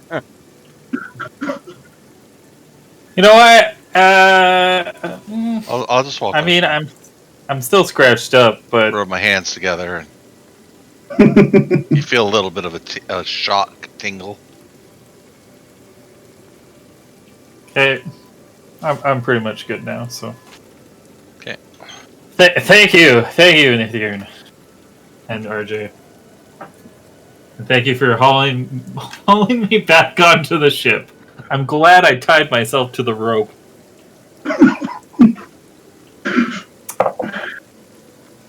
Guess it's kind of good that they'll kind of stop too. Oh, what are we gonna do about those sails? So what's going on here? How are we gonna Signaled fix Reggie. these sails? Throw this thing overboard? Question. See what's if there's anything on him. I guess to figure out what the hell it is. Maybe there's another crystal on him. Would you the like a last perception dead person check? we pulled.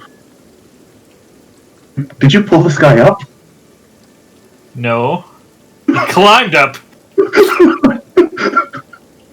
But I'm just saying the last one we pulled out, you guys pulled out of the water had a crystal on him. So Yes, but the way you said it, you sounded like you pulled this one up. Like, no. Do I look like I could pull something out of the water? I say drenched in water. No. General shrugs. All you humans kind of look strong as the next human. Ah. I'm a gnome. I'm not strong.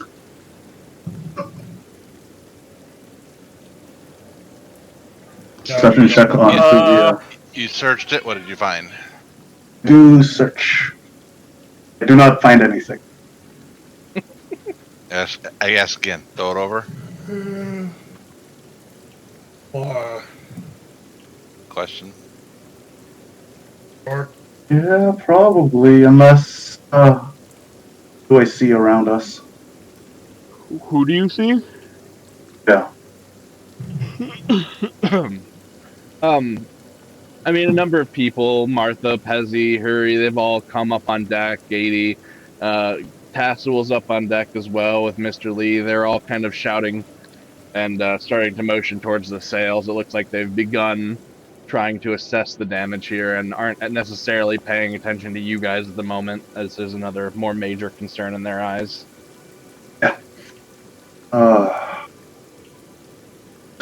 Halloween, mind helping me search this body, and then we can all throw it overboard?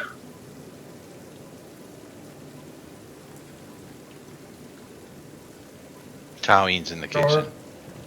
No, I'm walking around my room trying to find something. Sure.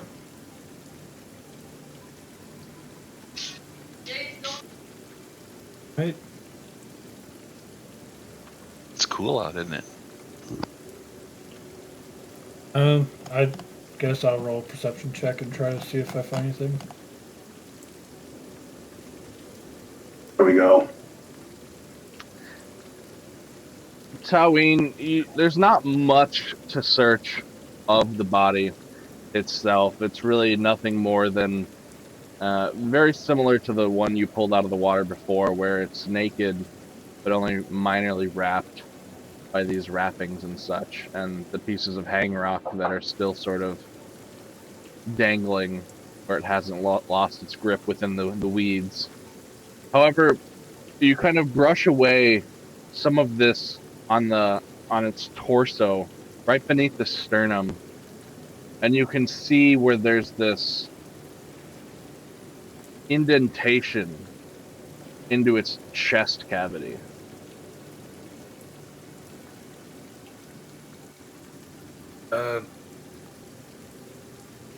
Something inside it.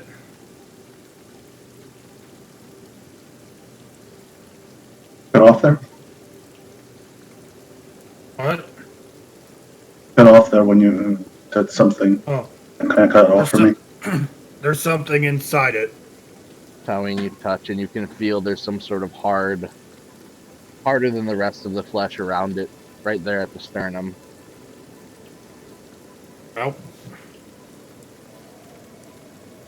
I hack at it with my axe. Okay. You chop a bit of the body aside, opening up its chest cavity, and you can kind of just barely see there's the glimmer and shine of something within, but it's kind of surrounded by gore and Wow. innards, and it smells bother him. horrid. That doesn't bother him. Bull's lover is out. You reach your hand into the gunk. This kind of black ichor-like substance coats your hand. And you pull out the crystal. However, this crystal is blackened. You can see where bits of the color still remain, where it used to be this bluish green color, similar to the color of the storm above. But around the edges and kind of in tendrils seeping down into the core of this crystal itself, you can see these tendrils of black. Almost like if you were to see some sort of gemstone in real life, where there's multiple colors going on and mixing and swirling, but with this it's more tendrily. Some type of fancy rock. But It's, its shape Yeah, is go ahead. in that of an Astron crystal. it's, grab your extra little box.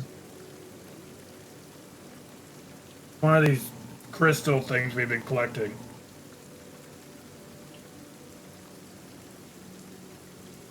And he would like, does anyone want it?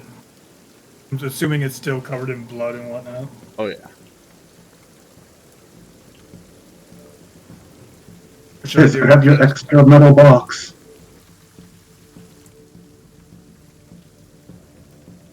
Who? Yes, Didn't the dwarves Very- explain this to us at one point? yes, they did. That's the reason I'm getting the extra metal box. Yeah. I'll just run Very- water over your hand to clean off the muck. RJ, did you ask me if I had an extra metal box, or? Yes. I remember you Oh. getting one from the dwarves.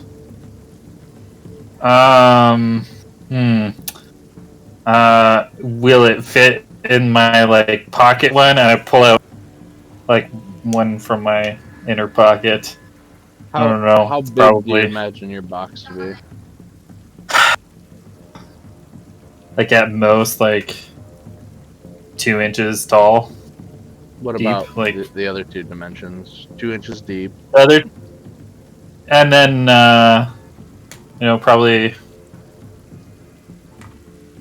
like 4 to 5 inches wide, and then to make it like a rectangle kind of thing, probably 8 to 10 inches tall. Like, not super big, because I just had it for, like, my little hat, right? And my sleeves, which I could fold, because they're just right. In like that little case, bits of clothing. it will fit in there. Yes. Okay, I've got my box open, and I stick it out. Take a piece of cloth and up the so and put it into the box. I'll shut the box and put it in my hidden pocket. Excellent. All right. I'll throw it overboard. Okay. Everybody sees where I puts it, probably. I think it's only. Let's see. Yeah, I see. That's okay. That's a good Then spot we to put just- it there. It's very clearly in my on the left side, over where my heart would be. Then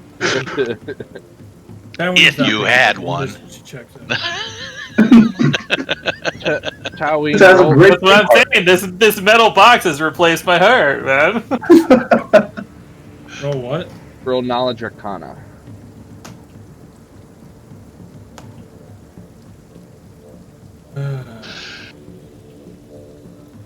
Nice.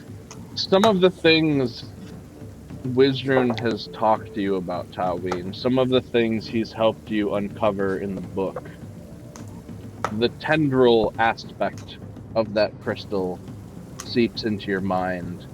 The fact that it's black stands out to you in ways that you don't quite understand, but there's connections there, just like how there were connections with the dagger when you first found it as well.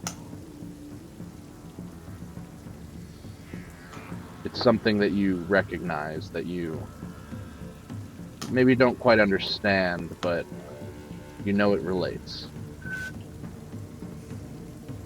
I'd advise we don't use that crystal for anything. Something's not right about it. You're right, Tommy. The dwarves warned us about it too, remember? Something different about this one than other ones. Right. Kinda like, I don't know, something connected to stuff I do. Should ask Wizrun about it later then. Maybe. Let's throw this body over before it starts. You already did. Yeah, I already did that. You throw the body over. There's still like a black, ichory, ooze-like spot on the deck where its corpse was hacked into. It's still raining, right? Though, so it's kind of washing off. I mean, it'll begin to wash off, but for a little bit there, it kind of just clings to the deck like a stain. Over the Alright. course of the next little bit, the crew, Back to it. excuse me, begins frantically trying to repair the sails. Is there anybody that attempts to aid with that endeavor? I try and explain what's happening to Neth right now. To who? Oh, I see. You're just translating, you mean. All right, and so I'll help. I'll wherever possible. There's opportunity to use mending. I will use mending upon pieces of the sail, connected parts. Okay. So yeah, that does help in a little bit, a few ways. You find yourself. Oh, go ahead, Tommy. So we're fixing the sails? Correct. Yep. Then Tywin will do a. Right? Check. Did I not? I thought I took that as a thing. Well, I'm gonna. Well, he's kind of like sewing like how I do with my armor. Oh, okay. So he'll like at some point go down and get his what do I have? I have so many random ass shit. You bought something. You did buy something. I bought a lot of random ass shit. I have weaving tools. Those might help. I grab those and come back up and be like, I have this to help. Fizz, what were you saying? I was just gonna say, like, is there a specific skill that somebody be using to do the repairs You that can. I can inspire confidence on? Oh yeah. You can certainly inspire confidence on a number of people. As you see, like Nithir and Tawin going up into the mast itself. The rest of the crew members are bringing up like other patches of cloth, and between Nithirn's mending and Tawin's weaving, and a couple of other people helping in similar ways, um, they lower the mast and kind of they almost have to entirely take them down. This takes a number of hours to do. Um, Luckily, there's still, and you're not really moving much at all during it. Just what the waves are throwing you off and around by. The water-like figures are kind of helping keep everything from getting too bad as you're just bobbing in the middle of this giant storm, up and down, and kind of just spinning around. And um, you're more or less put out of commission for the rest of this day as the masts are taken down and they're laid out on the decks themselves. People begin sewing and weaving and mending all of the pieces back together, attaching more pieces of sailcloth to the original, kind of patchworking it. But it takes a long process to get them both back up in an operation. And this day effectively is more or less lost to this occurrence in terms of um, progress toward your destination. However, no one died, no one was lost at sea, and for now, everything is okay with the aid of Sin and his magic. And as the day comes to a close, let's go ahead and take ourselves a bit of a short break there, refresh, Okay. bathroom, the norm, and we will be back in a few minutes. Okay.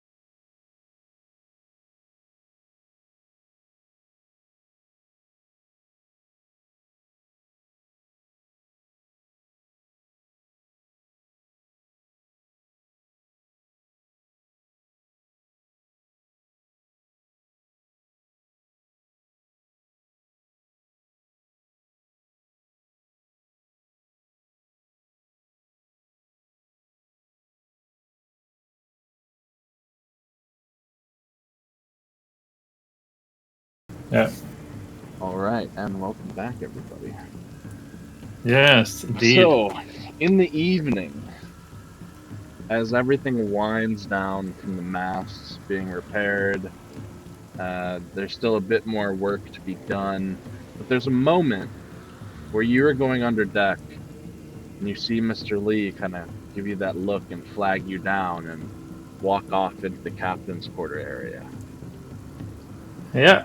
I mean, I'll follow her. I was keeping an eye out to see when Mr. Lee was heading back into the captain's quarters anyways, so Yep. I'll follow her. Amen. She shuts the door, slides the other door in front of it, and then takes her more natural form. As well. What an exciting day that was. Yes, indeed. A number of very Quite. interesting things have happened. Mm-hmm. You know, I thought for sure he would have another crystal on him. He did not. You were standing there, weren't you? I was. I mean, it was done in pretty much plain sight. Like, yes, like, you know, he did. That thing had another Astron crystal inside of it. Yes, I saw it was even blackened. Mm-hmm. That is, odd. Interesting. Mm-hmm. What do you know of the blackened crystals? That's a good question.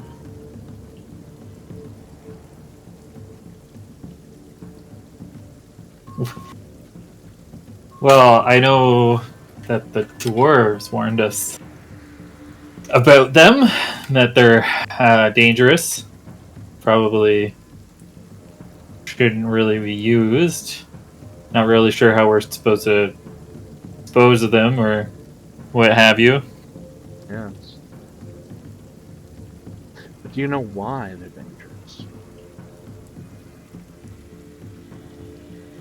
Well, every place we've been to so far, tied to these godforsaken anchors, there seems to have been undead around them.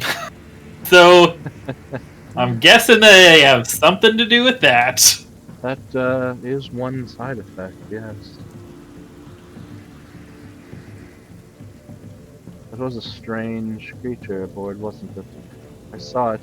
It seemed warped, twisted, corrupted. Mm-hmm.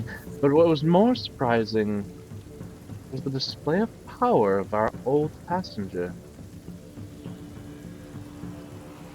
Yes, he's quite powerful. He's done other pretty spectacular feats too. Has he? Yeah. It was interesting to me that he was so keen on coming. He even made a particular meeting with my older brother, Pathis, Huh. ensuring. I wasn't aware of that. Oh, yes. Surprised he didn't tell you. I was there. It was a very interesting conversation.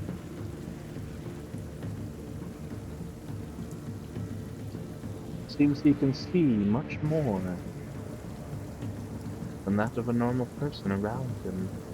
He was very keen on making sure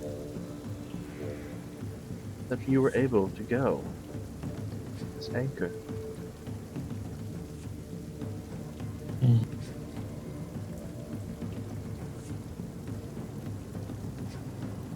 It was his suspicion that led me to believe I should come along on this journey in the first place. What do you really know of him? What do you know of his intentions? To be honest, I mean, I've had a couple glasses of wines with him, but he's pretty quiet. doesn't talk much, at least to me.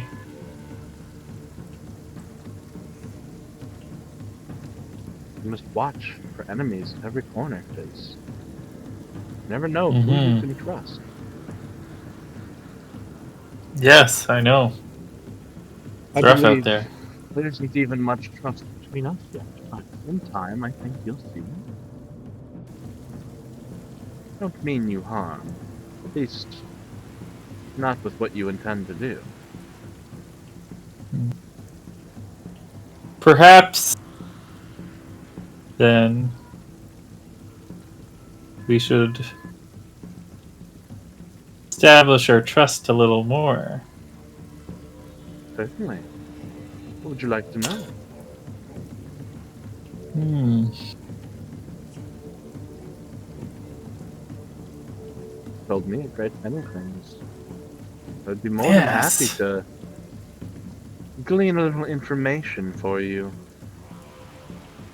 Well, I would like to know. Well, you know what? There's actually not much I would like to know. At least in a way that you could speak to me about information. You know, I'm not a huge fan of holding on to this voodoo black crystal. And I know that you have some magical items in your possession. Perhaps we could exchange them for, well, the duration of the ship. You hold on to the crystal. I'll hold on to one of your items for you. Sorry, I can't do that. But I don't know No? that the crystal would have much value to me either. It's an Astron crystal, isn't it? Shouldn't you just chop them up and use them as Hmm, coin? perhaps Last time I checked, your little village there wasn't doing too great with coin. maybe you don't understand the true scope of what the crystals mean then. This should be interesting. I'll let you know. I'll let you in on a few secrets the dwarves aren't necessarily telling you by the sounds of it. Do you know why the crystals are so important? Do you know why they hold so much unbridled power? I think the dwarves told us something about they were used to grant humans access to magic. Yes, the humans did use them that way.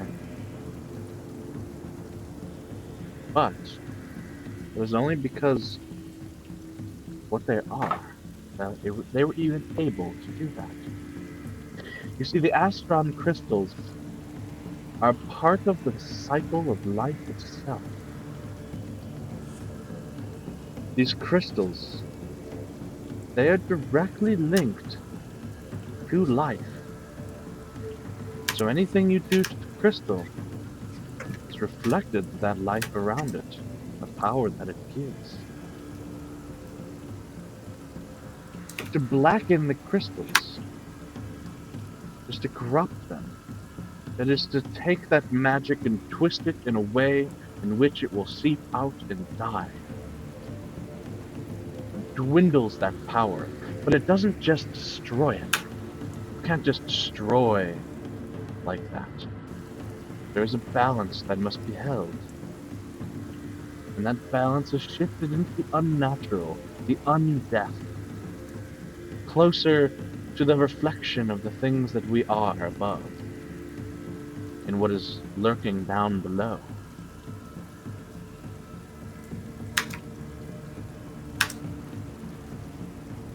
For example, you have a crystal out there somewhere. You may never find it. You may never know how. I don't know of any way that exists. But let's just say you did have your crystal. If you broke it, if you took its power, your life too would be taken.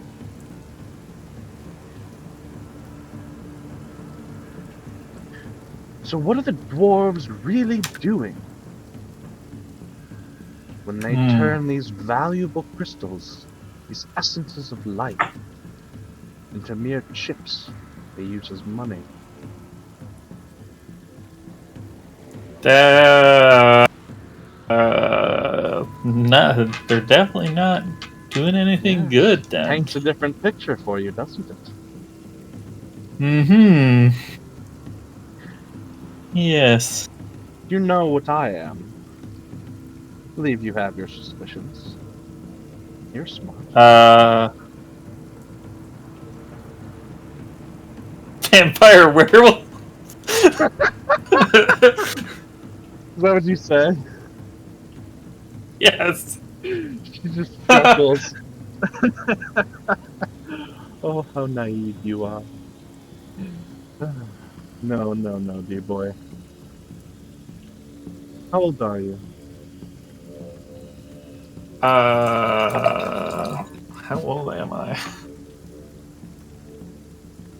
Did I put that down?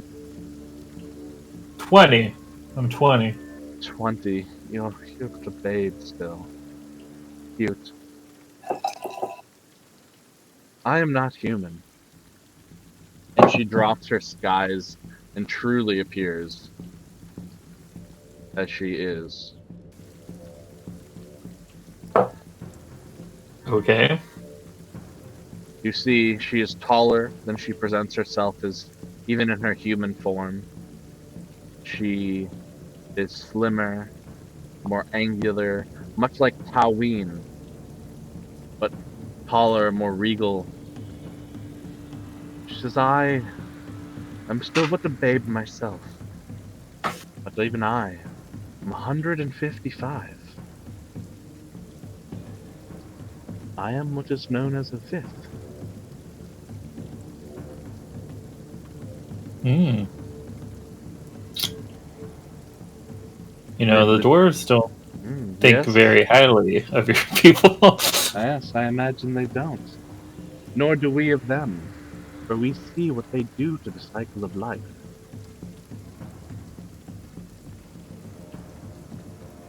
We've used the crystals as well in the past, but do not cause them such corruption. We did not break them, destroy them. At least, what I'm told by my brothers. It's been a long time since the last of our people were in any sort of power, and I wasn't around for that. But I can see what losing that power did to the world. What giving that power to beings like you, the humans, did. You destroyed yourselves and everything around you. Because you didn't have what others did. Your kind didn't know how to use the power. And used it selfishly. My kind, we built these. We played our part in these anchors. I don't quite understand it myself fully. One of the reasons I wish to come here. But certainly, the dwarves are filling your head with lies. Maybe truths, but also lies. Oh, you're muted. No, I'm also I'm just like moving my lips. Oh, gotcha. Just said so. How am I feeling about what she's telling me? Do I feel like it's true? I mean, she's certainly, you can tell that she's not really lying. Sure, there may be some omission here and there, and it may not be the full truth, but she believes what she's saying, for whatever that means.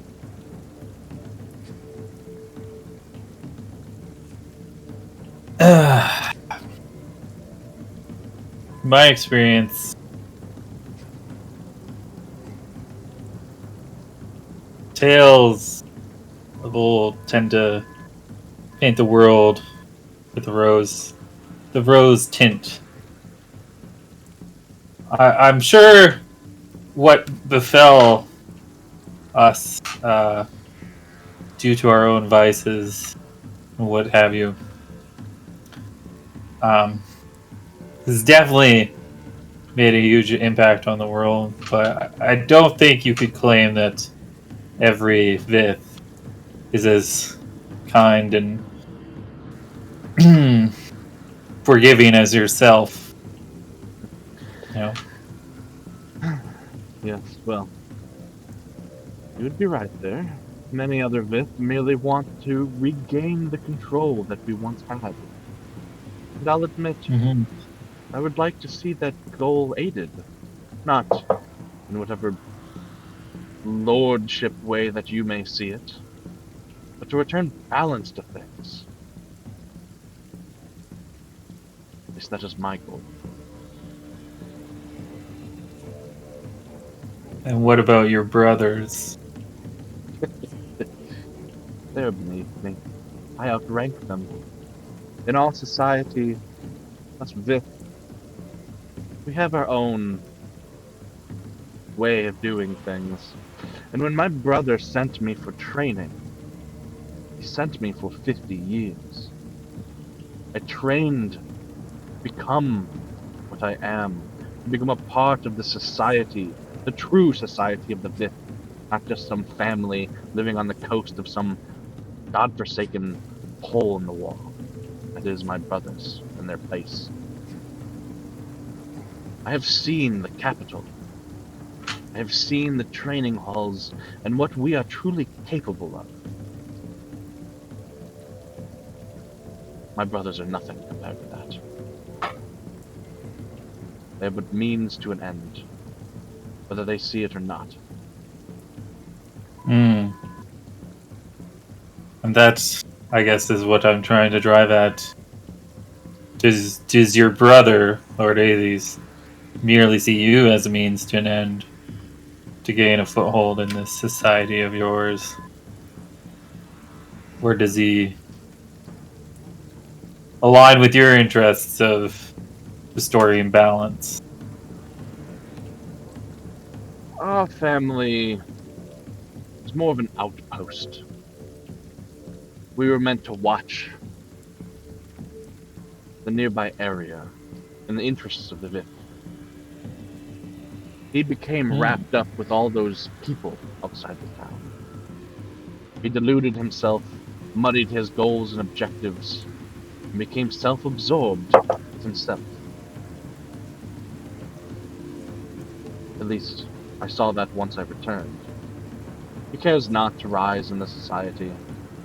He knows he has no say over me.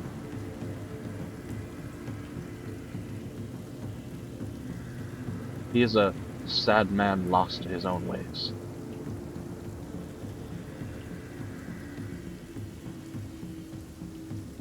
Oh boy.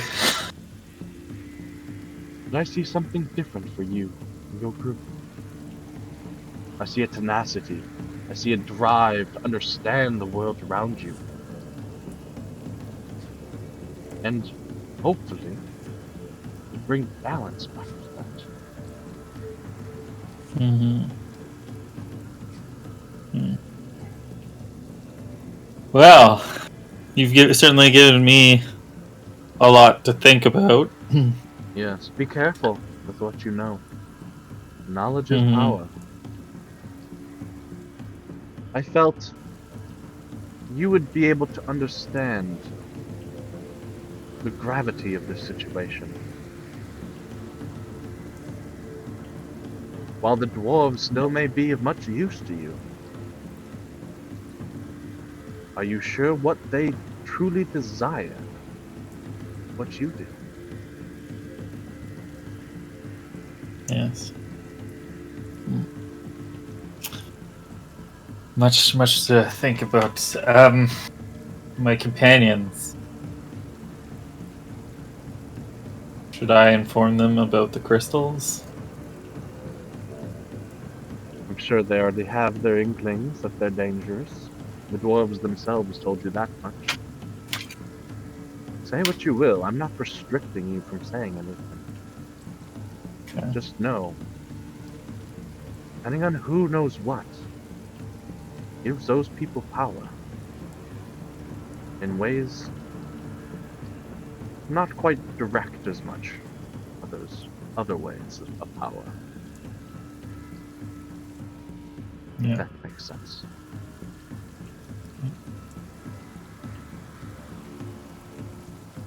Well, I think it's been a good talk. I should make my way back to our bunks before I'm missed for too long. Indeed.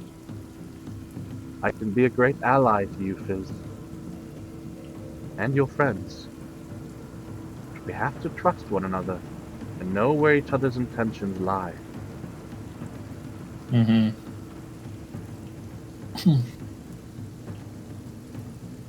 Okay. I'll turn to leave. She'll rechange back into Mr. Lee and slide the doors open and let you back to the quarters. So I would like to do it And like we're back. a pre Jade Regent thing, and then afterwards, and then at some point bring him back as a There's post food, Nor. Okay, Jade Regent thing. I'll grab that message.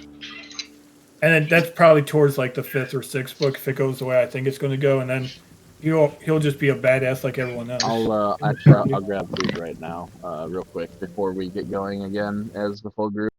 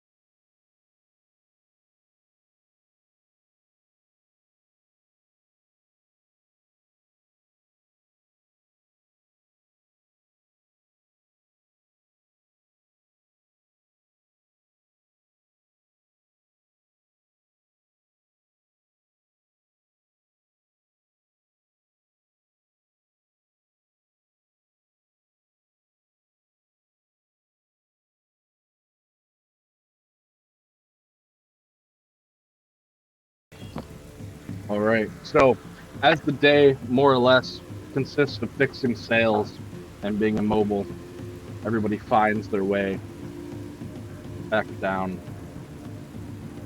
to the evening's rest. And with the aid of these water-like creatures that Wizard or Sin seems to command, the boat is in fairly well working condition, almost more so than it has been since you've been on it. Most of the water is eventually bucketed out as people are able to focus more on that. People are able to start taking like more sufficient rests this evening, and overall, the aid of these water-like creatures seems to be greatly influencing the capacity of the ship in this moment.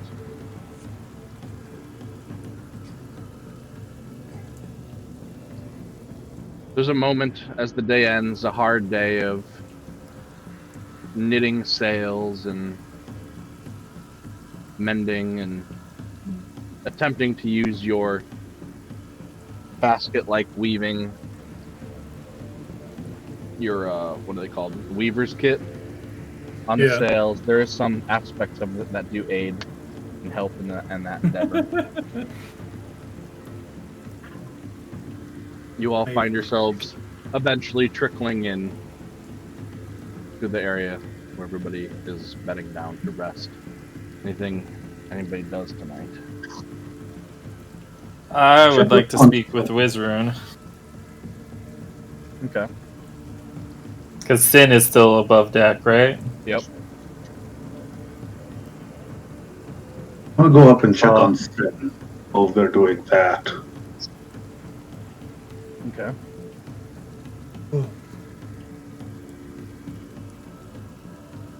You approach Wizrune, and Yeah, I wave him over to the table um, and have him sit down with me. yeah. So, how much do you know about these Astron crystals? Not too much. I know they hold power. I know what the dwarves told us. I know Yeah. a little bit extra. You know a little bit extra? With that, and this I'll whisper to him.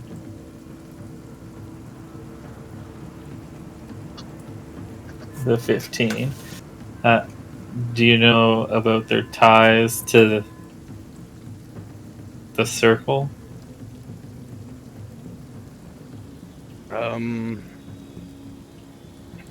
I don't know what you mean there. No. I know they can be changed, altered. And how does one alter them?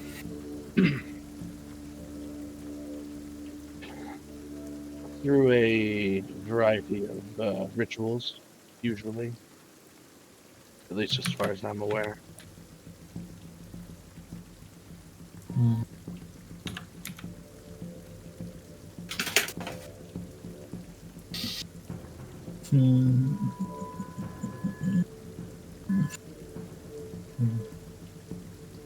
Well,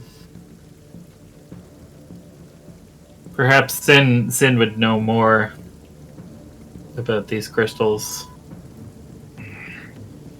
Maybe. I don't know. I kind of find of odd that these elves, these sea elves, seem so dedicated to burying their dead with them.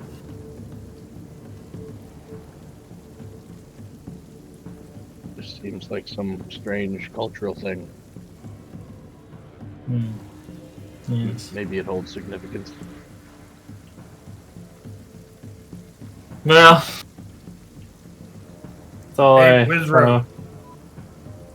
know. What? Monroe, What? that new crystal thing, it's weird. Okay.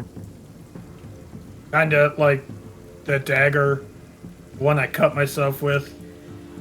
What do you mean by that? I haven't seen it yet. You've seen my knife. No, I've seen your knife, but not the new crystal. Oh. Fizz, show him the crystal. Well, you're the one that has it right now. Yes, Yep. yes, I know. Okay. Oh, Don't tell me you gave it to her. uh, you know, I really think that it would be better to see what Sin thinks about it first. I mean, whatever. You Yeah, need me to look at it, I you're- will. You're the one that told me to tell him about it. You literally told me to go to Wizrune about it.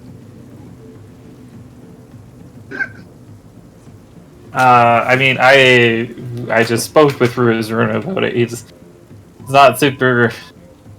He knows a little bit about the crystals, but Alright. I have a feeling that Sin will know more. Does know a lot. Alright, whatever. Yeah. Okay. I,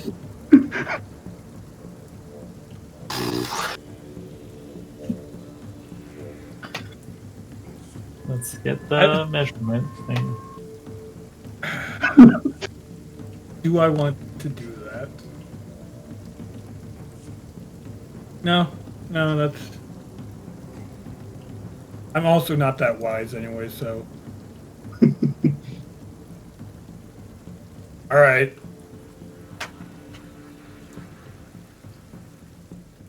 Alright, Wizrune. We'll show you. I guess we'll show you the crystal later. Okay, with that, I'll make my way back up to, like, I'll go above deck, tie myself to the rope, and then get as close to Sin as I can, which I think is like a couple squares away from him.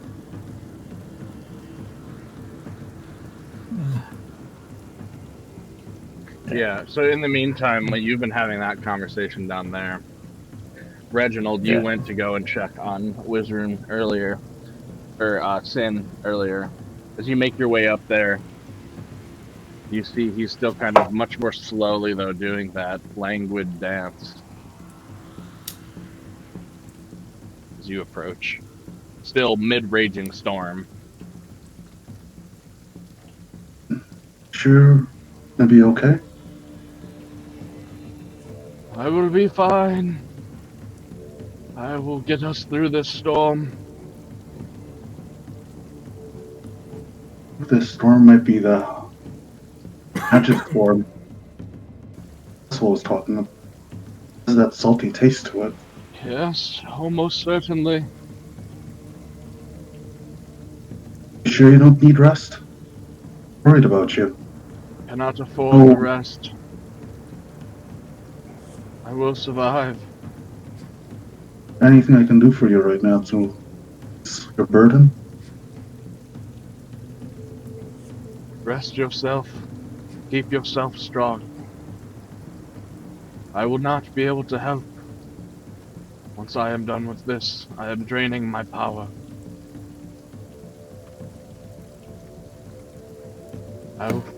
I will explain later. We just need to get there first. Right, protect yourself. I'll check up on you again later. Okay. Rest. I do a quick heal check on Sin to make sure that he's not overly fatiguing himself.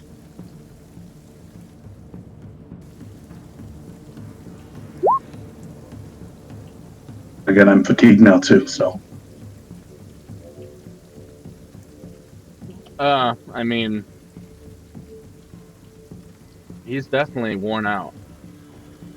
He's still going though.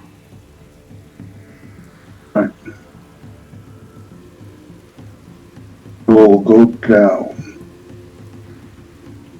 I will talk to. I'll go down before Fizz comes, I guess.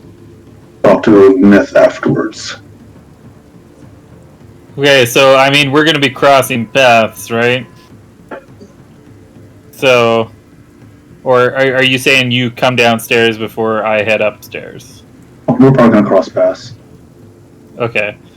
So in that case, we're gonna have a little bit of an interaction. RJ, Yeah? were you checking on Sin? Yeah? Um, Working hard. Fine. Yeah. Do you think he's maybe too busy right now to have a bit of a conversation? He's getting tired. I don't know if you can. Not too long if you are up to him. Okay.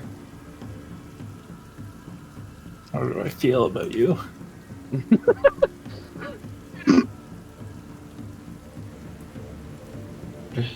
There's something we need to discuss.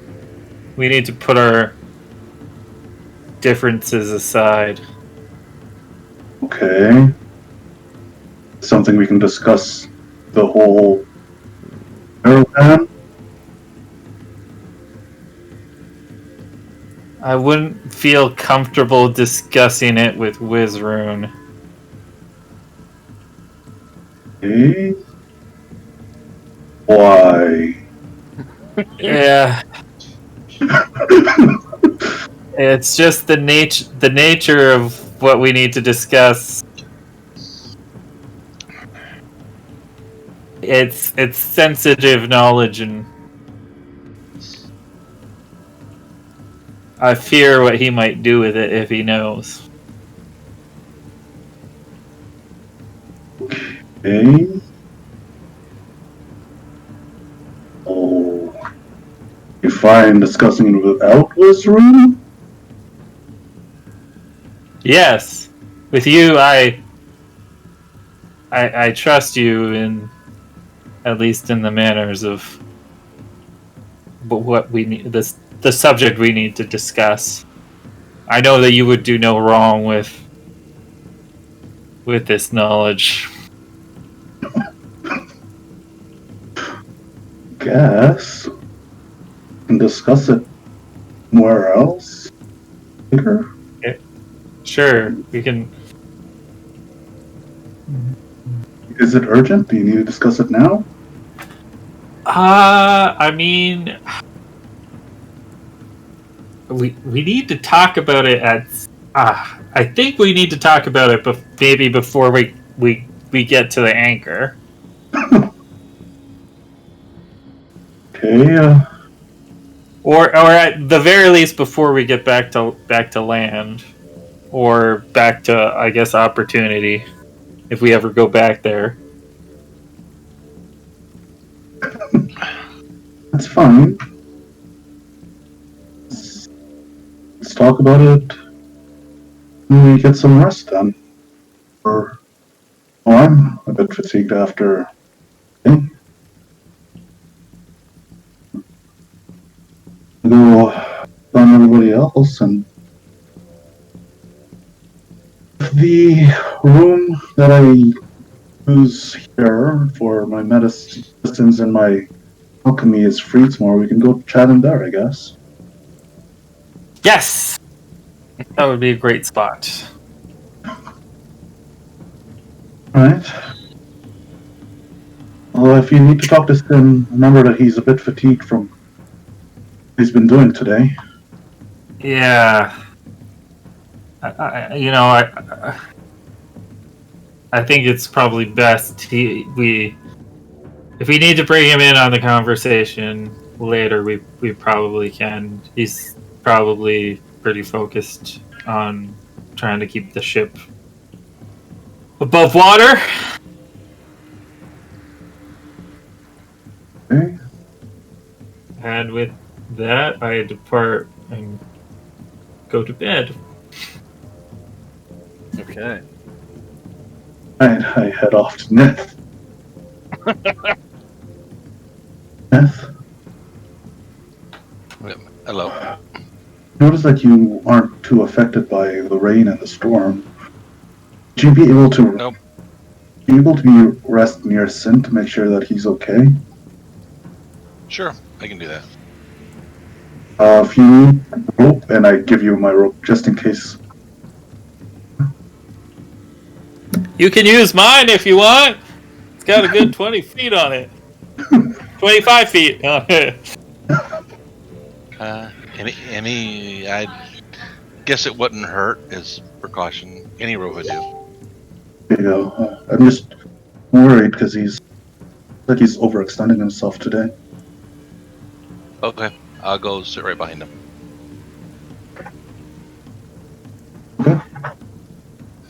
So I will do that. I will get a piece of rope, make my way up there, and go ahead and just strap in. Maybe off on the, or I'm like leaning up against this here and just kind of tying myself into this somehow. Theoretically, there's a way to do that and still go into my trance. Yeah. I already know that I can't contact Sin via dream, and plus he's awake, so Right. I'm not going to attempt for any reason. Okay.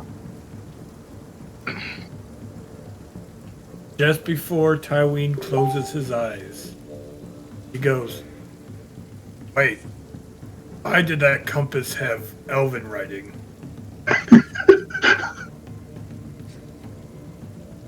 Something's not right about that, Mister. Was it? Do I know that That's Mr. Lee's Yeah, he gave it to compass. Something interesting about that Mr. Lee. Lots of people can read Elven. I wouldn't be shouting this. It's kind of Okay. like That was inner dialogue, inner monologue. Okay. Rumbling, Like- really quiet rumbling. You're on the But other if you side do of the bring it phone. up, that's going to be my response because Oh, that's fine. amongst our party, a lot of people seem to be able to read and write Elven. That's fine, but I do a lot of with pretty much every one of my characters. I do a lot of I mumble this or I think about this. Yeah. I really okay. the only reason I really thought about that was because Navarre even said later on in the evening you'll finally come with. Oh. So I was like, Yeah. wait, why does that compass have Elven written on it? There's that moment where like everyone else is bedding down to sleep, Tywin, and you're just sitting there staring at that, like thinking about that. And Wizard says, "Hey, Tywin, Yeah, Wizard. come here, sit down." All right. I don't know why I even left the table. I don't know. What's up? How was your research been going? Good, actually. I was looking at it the other day, and Sin caught me looking at it. He said the language that neither of us have been really able to decipher is, wait, did you say Inferno, or did you say, the other one? Abyssal. Abyssal. He said demon language. Abyssal? You ever heard of it? Can't say that I have. No.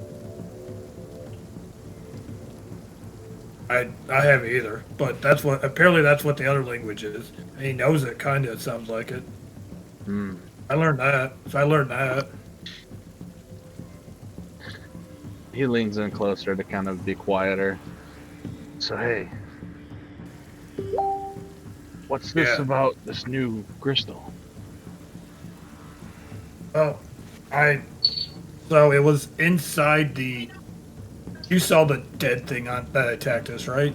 Yeah, I just barely managed to get up on deck and see it before you guys took it down. Yeah, it had the crystal lodged inside it. Like in its chest, kind of like a heart. Really? And when I looked at it, it seemed to be tainted with this blackness inside of it, where the other ones are kind of blue. No, Astron. It's a blue Astron crystal that's got like a taint of black inside of it. When I looked at it and thought about it, it kind of reminded me of the book and the knife. Yeah. You seem like you kind of know. You seem like you kind of know the stuff too, so that's why I kind of brought it up to you. Well, we know the knife was made with residue, dust or whatever, of black ones, right? Yeah. And it made everyone sick around it. Besides me, yes. Yeah. And then there's this thing we found in a dead body, but it was an animated dead body. This crystal we have might be the key to bringing Noth back. Oh. If it can animate a body, perhaps we can harness that energy. Yes. I see what you're talking about.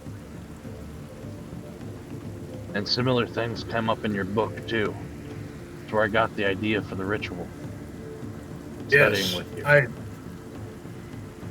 I was actually thinking about maybe trying to convince Sin to teach me this abyssal, so I could read the rest of the book. Perhaps we should learn That'd be a worse abyssal idea. together then. All right. I'm cool with that.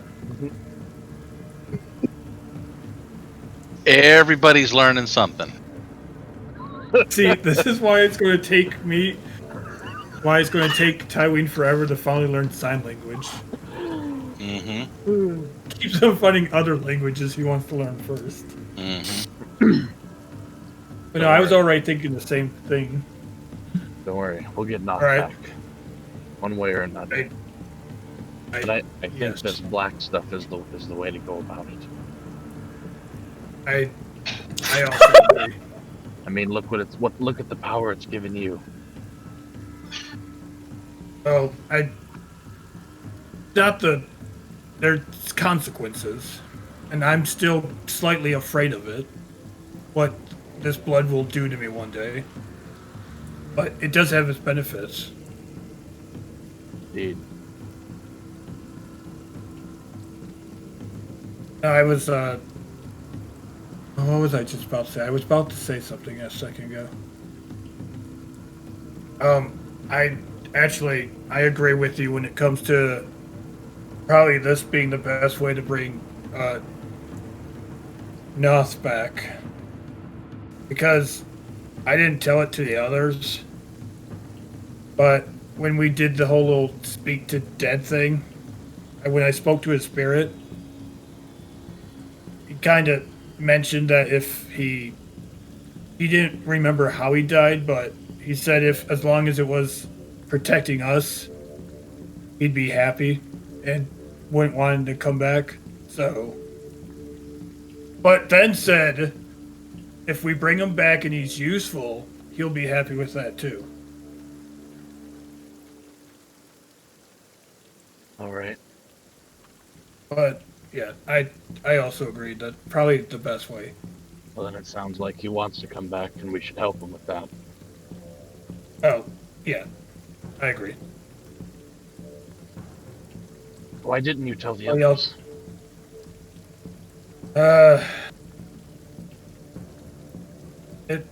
The part of I don't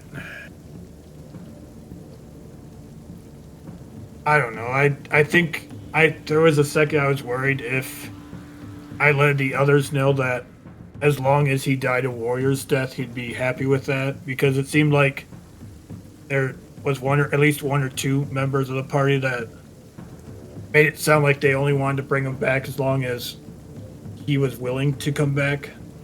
And there's a part of me that thinks he wouldn't want to come back because he did die a warrior's death. I see. But at the same time, he's probably the closest thing I had as a friend in my whole life. I kind of miss him. I don't know. I don't know. I'm still going back and forth about it. It's all right. I understand. I won't say anything. Plus, you can look at me as a friend too if you want. Yeah, I, you've been teaching me a lot of shit, so that's cool.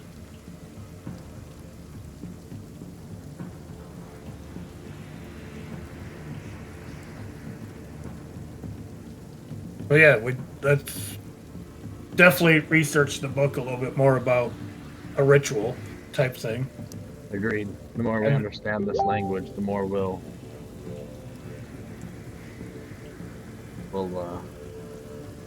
be able to figure it out. The more we learn Abyssal. Right. True. And then I kind of look at Fizz because I know he has the crystal that we're talking about now. Yeah. Oh, I'm just looking at you. Oh, okay. Navarre made it sound like this was sometime later on, so I don't know if you're awake Yeah. or not. Yeah, the others. Yeah. My back's turned to you. Yeah, he's resting in his cot. Reginald's asleep I in don't his say- cot. You see Reginald's I don't hand say- kind of flop to the side. Yeah, I don't say anything. I just, in my head, I'm thinking, I might need to get that crystal.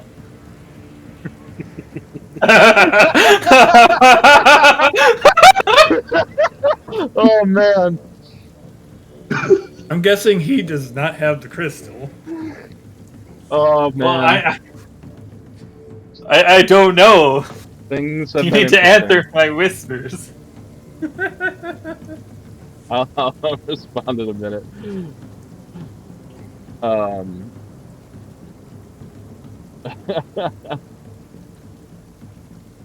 then as we're done kind of having this conversation, unless Wizroon has anything else to say, time we'd probably eventually fall to sleep. Okay.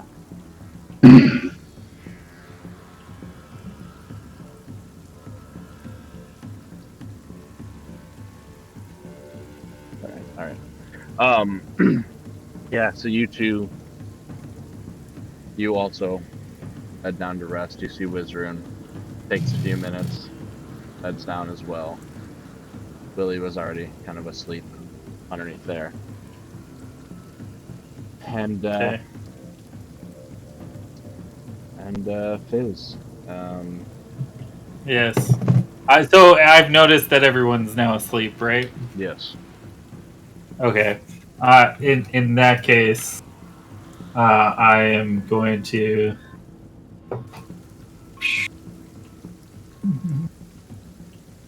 slip out of bed and go and try the door on the into the captain's quarters. It is unlocked. Okay. You can go inside. There's probably, is there like a cupboard or something or somewhere I can dash the metal box? Yep. Okay, I'm gonna hide it in there. Okay. As best as I can. And then I'm gonna return to bed.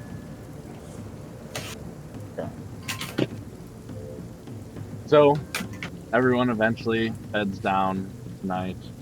Nithir and you tie yourself down up there appropriately. It's a bit wet up there, but it doesn't really bother you much at all. It's almost refreshing. It definitely does. I imagine for someone who cannot hear, and while your eyes are closed, already relying on other sensations, it's probably a little bit of a different experience for you than others, as you don't hear it, you just feel it all over. Yep. With that, and the aid of the water forms, everyone finds a more or less comfortable night back to sleep. You regen your level of vigor and 1 wound if you have any. I don't think any of you do.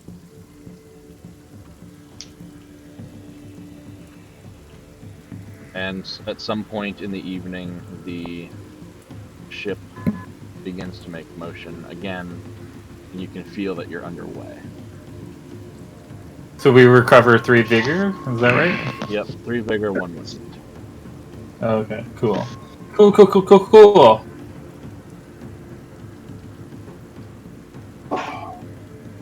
As the next day arises and people begin stirring below deck, you can see that there's still more people resting down here, recovering from the prior day's hard journey.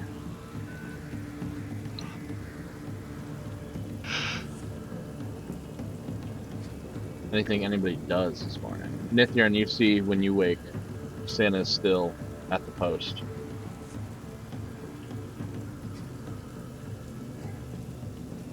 Okay.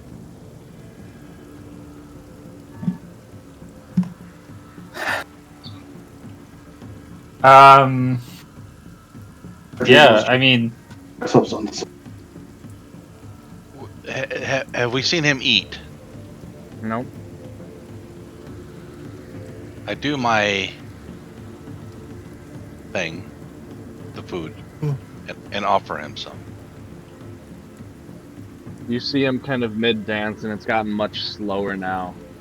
And you can tell that the water forms are moving a bit more sluggish as well. You see him turn to look towards you, so that you can see his lips as he seems to be aware. And he says, "Thank you, Nith. But that is not necessary right now. I will rest soon enough. Okay. For yourself. Nourish yourself. Strengthen yourself." I can't explain to him, so because I can do it more as many times as I want. Well, up to so many times, but I nod and then continue on. Start working whatever needs to be done on the ship. Yep. There's a little bit Take of the rope. work here and there. I take the rope back down and I give it back to RJ. Okay.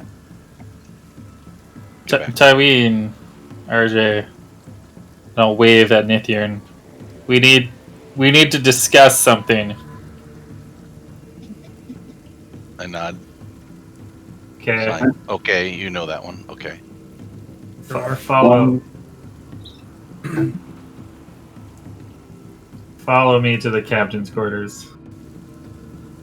All right. Are you doing this earlier in the day, Biz? Yeah, in the morning. Okay. As I mean, I feel like that's what I discussed with RJ. Yep. Okay, Tyween. Yeah. I'm confident in RJ. I'm confident in Nithyan. Tyween, I know that you mean well with what you would like to do with Noth and how you would like to bring him back, because it brings him back sooner to us than other methods. But at what cost? Are you willing to sacrifice? So were you listening on our conversation?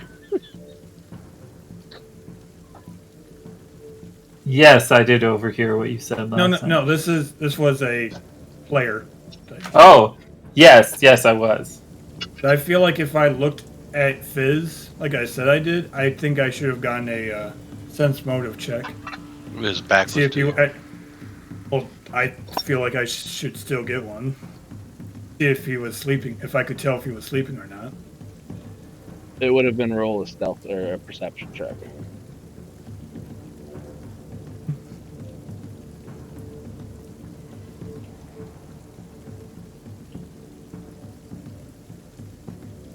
I mean, you guys were talking in hushed tones and you didn't really think about it at the time, but, you know, everybody stirs a little bit, especially with the storm. He could have been awake.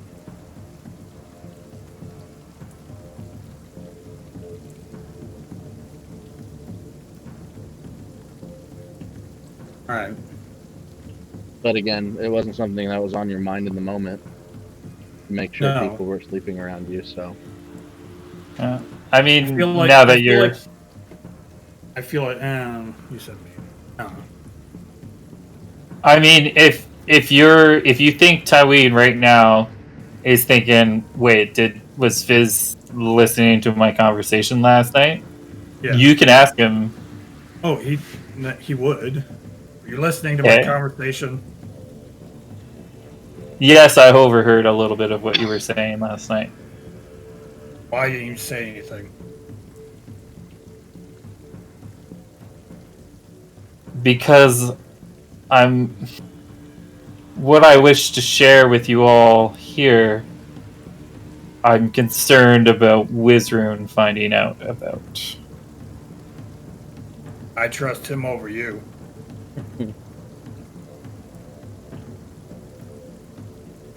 I signed RJ. If Let's hear him out.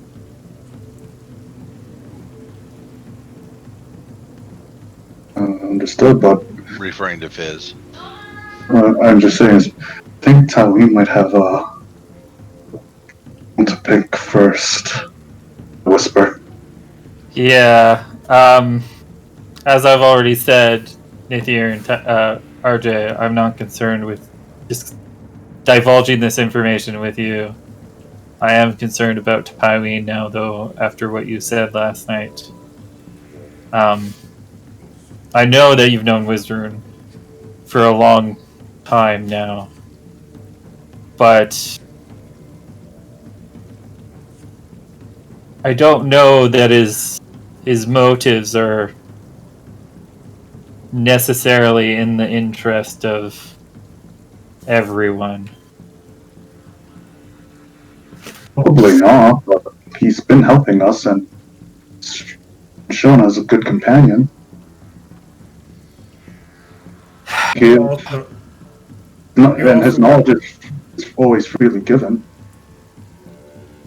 Well, then I'll ask you, RJ.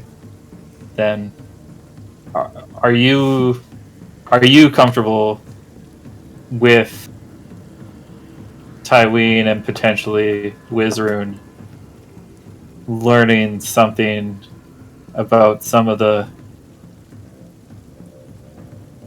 things that Wizrune seems to be particularly interested in? Would it help you, Tywin?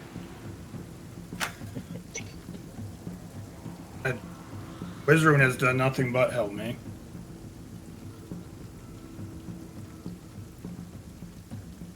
I don't know where you come off talking about people's morals when you gamble people's lives on a card game.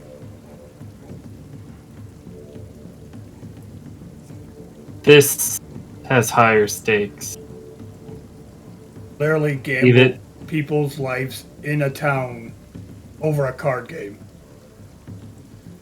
I never gambled their lives. That was what Lord Aethes had proposed. But you accepted the I deal. was hoping You to help accepted them. it. Whatever. You don't want me in here, I'm out. I would walk out. I signed. Yeah. I can't hear. Yet I'm not the deaf one.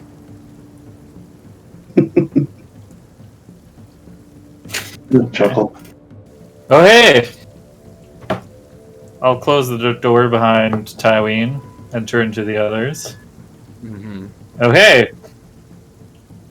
I'll walk over to the bookshelf or cabinet or wherever I stowed the crystal, Yep. and I'll pull it out, put the container on the table, and lift it open. I've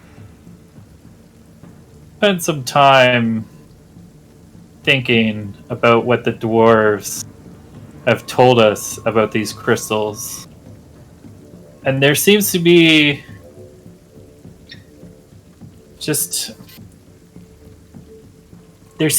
this theme that keeps recurring whenever we encounter these crystals, and what people seem to associate them with. The seals that we met, they buried their dead with a crystal. Much like, I assume, the thing that we fought off last night was once one of them. And everywhere, whenever we seem to encounter these crystals that are broken or marred in some way, it seems to bring back these creatures from death and bring them back in a weird and terrifying way.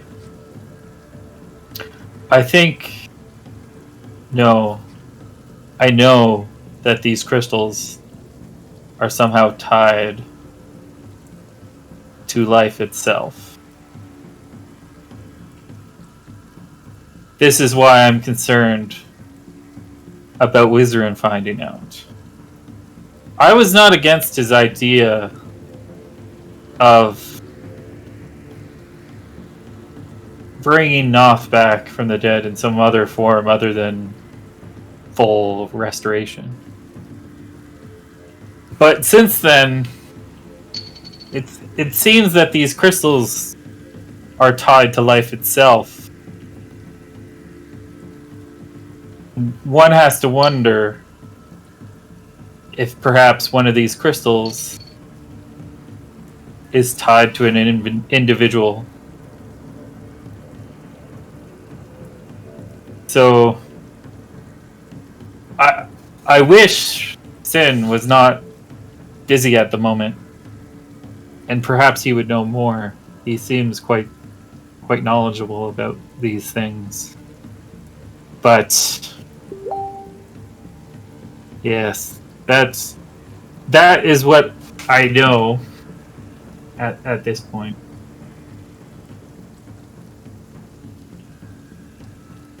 Whether you choose to believe me or not, that is up to you. I don't think... I know I may not hold the greatest esteem in all of you, but in any ways, I fear at what Wizarun may accomplish with getting his hands on a crystal like this one. So I'm going to be leaving it in the metal box in here in this cabinet, and I will not discuss its location with anyone outside this room. Okay. If you wish to discuss it with Wizarun, I trust your judgment better than mine, but I feel like we should discuss it with Sin before and see what his thoughts on the matter are before sharing this information with Wizarun. I mean, it's unsettling to think that if these crystals are somehow tied to life itself, then what is it that we carry around in our pockets and trade for goods? It could basically be someone's soul.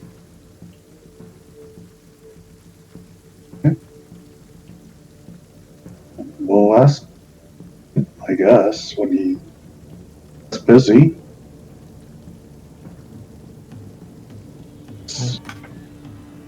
We are going to discuss this with Tywin at least. We can't.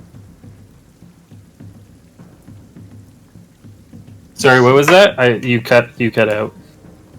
We're going to have to discuss this with Tywin at least. We discussed it with Sin at the earliest. Yeah. If you wish to bring Tywin in on this, that is up to you. He. My concern was last night he was speaking with Wizarun, and Wizarun did express his intent or his desire to obtain the crystal that is in this container, and Tywin sees no problem with that. And I don't know that I could convince Tywin not to divulge this information to Wizrun. If you feel that you could, you're more than welcome to. I trust your judgment. I trust Nithirn's judgment. I could not say about Tywin, so I could not tell him in front of this. Understood. I will leave you to your preparations, and with that, I'll turn around and snap the lid shut and put it back in the cabinet and hide it as best as possible out of sight. All right. Look at Ned. It's like, and speaking Elven, was he always such a scholar? Just say that again. You said what?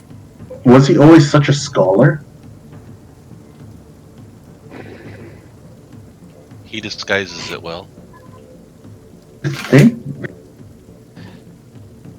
but he does have abilities Yeah. Yeah. and talent. Do you feel like you need to roll a sense motive check? Do you speak Elvish? No, but I'm saying out of player. Oh. Out of character. No. Sorry. Oh, yeah. To RJ. Because you can roll sense motive. Yeah, probably, because I do trust Tywin a lot, being that he's always had my back. Okay. The way he was talking about Tywin kind of off for some reason. Roll sense motive then. Not me. Not you. I mean, Oh yeah, I Nithir. well, Neth senses it. Yeah, Okay. I mean, Yeah. I would say Fizz, you know, So- based on their roles, kind of give them an idea of what they think they may feel off of it. Yeah. So, Nithirn, you feel like you feel like Fizz is telling the truth, but he's not telling the truth about how he obtained the information. Okay. RJ believes whatever he has to believe. RJ? Yeah. You really... Fizz seems like a really trustworthy guy to you. I mean... He trusts that you understand what you're saying. Still don't Yeah. understand why you know this stuff. Yeah. Yeah, that makes sense. I'm gonna go to Before leave. you guys even leave, while you guys are having your little meeting, I walk back over here with Wizroom and Willie. Hey, Yeah. stupid human having a meeting how he doesn't trust us with Crystal.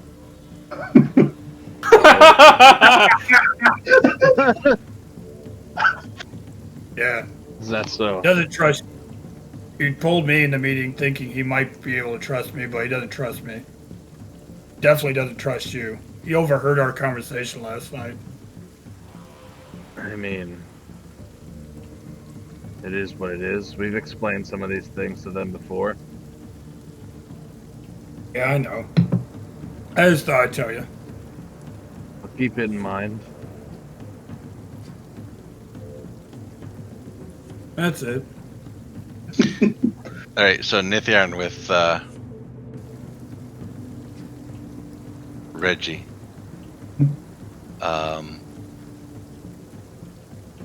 Goes.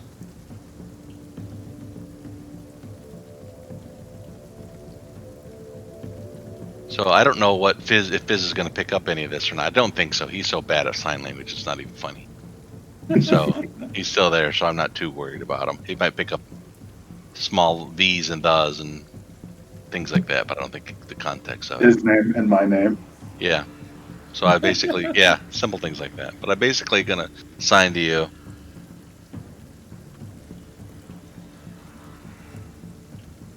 Everyone is looking at this through their own eyes. I think many see what they want to see. But I'll tell you, I don't know what this all means. Except it's probably connected. something greater than what we all expect. Isn't it always? The Astron the whole one on the body, what color was that one? It was a It blue. was. I put down blue on my thing. Okay. The ones we found in the city, or at the shrine, or under the graveyard. What color were those? They were green, I believe. And the dwarves told us things about the different colors, didn't they? Yeah. How black is a taint that shouldn't be in a crystal? You're speaking in Elven, right? Yep. And this one it's blue, right? You said, Namar? Yeah. With black in it. And we saw what it did to the city when we found Sin.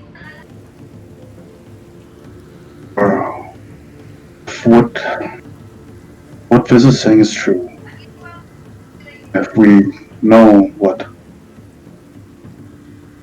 that we want Moth back, but I think we can use these crystals. I have to go talk to them about this. Talk to who? Zrun and Halloween to free them from this folly. Friend shouldn't be brought back like that. Monstrosity. If Fizz is right, is there a worry that this will be abused? Do something that's not Fizz is right. in line with the laws of nature.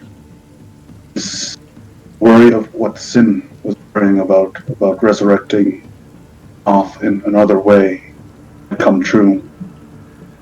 Well, there's many ways of resurrecting. About the fear that Sin had. About bringing somebody back. Hmm. Equivalent to the creature we just killed. Yeah.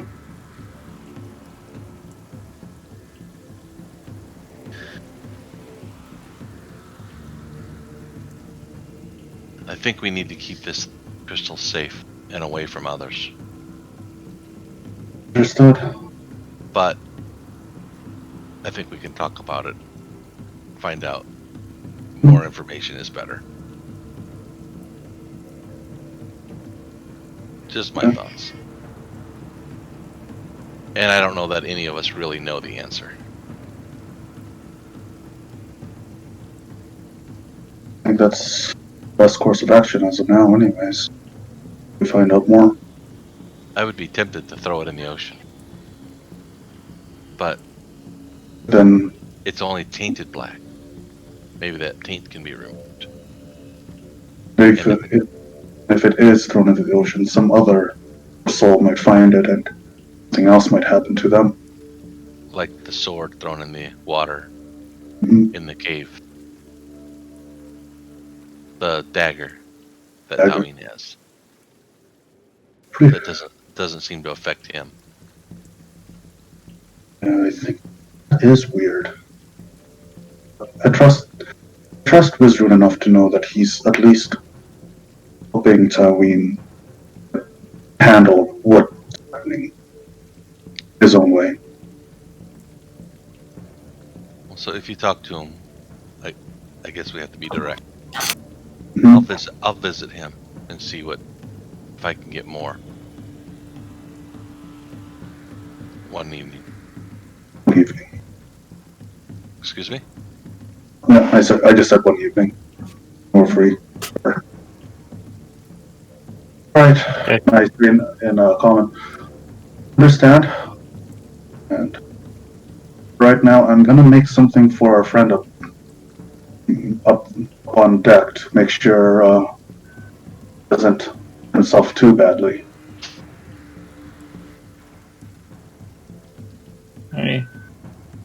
I mean, I'll leave it in your hands, and I depart.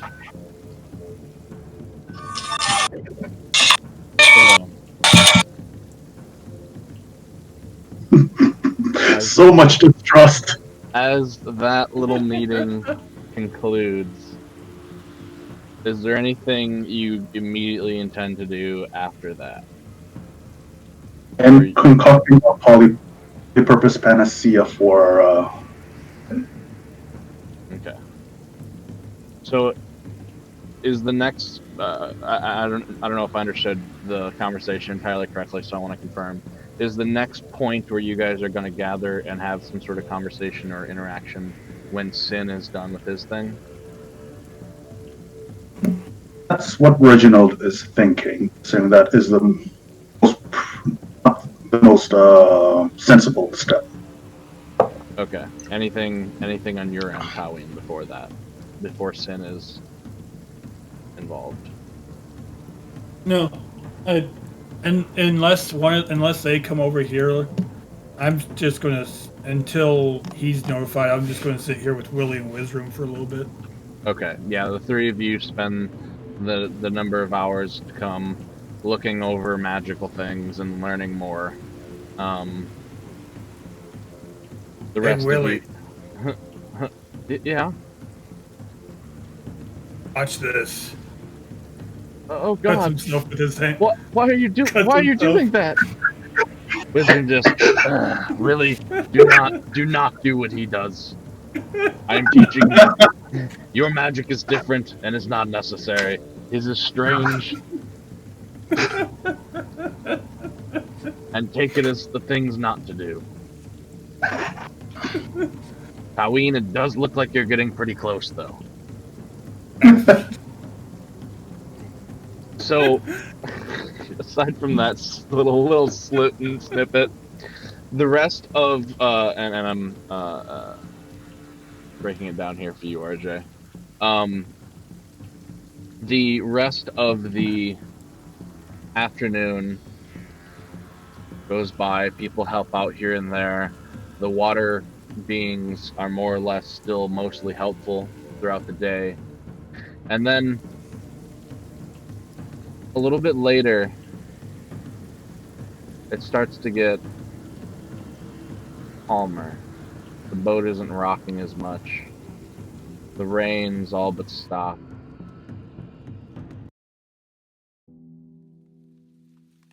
And there's this moment where it seems like you're leaving the storm behind. Those of you who move up to deck to see, That's where I'm at. I was Yep. helping out on the ship. you see, after a long, hard-fought battle against the storm, barely keeping it afloat with the crew that you had, only with the help of Sin and his magic, you finally break into what looks to be the eye of the storm itself. A massive column of open sky amidst towering clouds. For the first time in 2 or so days, the light streams down onto your faces, and there's a feeling of relief across everyone aboard. You're still not quite at your destination, as this is a massive eye of the storm, but you know you're all getting close. As some of the last larger waves break, all of the forms of water just fall back to water and spill over the deck and naturally flood away.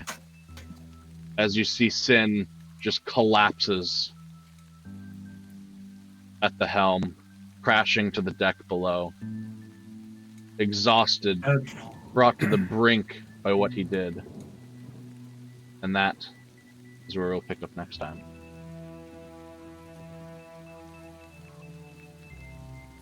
Oh, good. A lot of interesting story this time. Oh man! Some of it we didn't listen to. No doubt Fizz has got a whole bunch of crap that we don't even know about. But it was interesting. James looks like he just wants to scream what he heard. Yep. Yes, I Hold it do, in. but I won't. it in. I'm holding it in. I'm holding it in. I am severely disappointed with Tywin and Wizard. But when I said things are gonna start taking the shift, I wasn't kidding. Things are Oh yeah. getting real interesting here as information starts to become clear, and only more questions are had. Yep. Yep. So much betrayal happening. And it's interesting that in terms of party dynamic, the party itself has had like an information deficit with certain characters. Yeah, there's like these weird information blocks, and some people know more about some things than others. And if all of the information were freely and openly shared, it might totally change the situation. But it's creating this weird, cool dynamic. I love it. It's cool. Oh, I think. for the So most- I was just gonna say, I think everyone individually has pieces of information that others don't know. yeah. RJ is pretty open with what he knows. You're probably of anybody the one who's been the most fluid overall, yes. But everybody else has nuggets of info, whether they realize it or not, that are important. At least concerning the stuff you guys are talking about now. Yeah. Oh, Yep. oh, this is gonna did I- totally rip the party apart soon. Nah, I don't know. Oh, It this totally means we'll be at each changed- other's throats. Even just this one session, RJ and Fizz now have a different dynamic. Like, that anger of what you guys were pissed at about each other, that seems to, like, that doesn't matter in comparison in some ways. Yeah. yeah. I mean, that's at least Fizz's thoughts on it. Like, Right. Like, that is nothing compared to what Fizz feels now, I think. yeah. RJ understands that he needs to make sure that everyone's staying together to get through this stupid adventure right now. Stupid adventure. Does I like that. RJ feel a little, like, in the dark, though? Like, he's trying to lead everybody, but Oh yeah, but I've been trying. Everyone's been doing their own thing, but I gotta try to keep these people together somehow. Yep. yeah. I kind of feel sorry for RJ sometimes. The person he actually gets to talk to without opening up with how he's feeling is usually either Sin or Neth, and it's mostly Neth. Yep.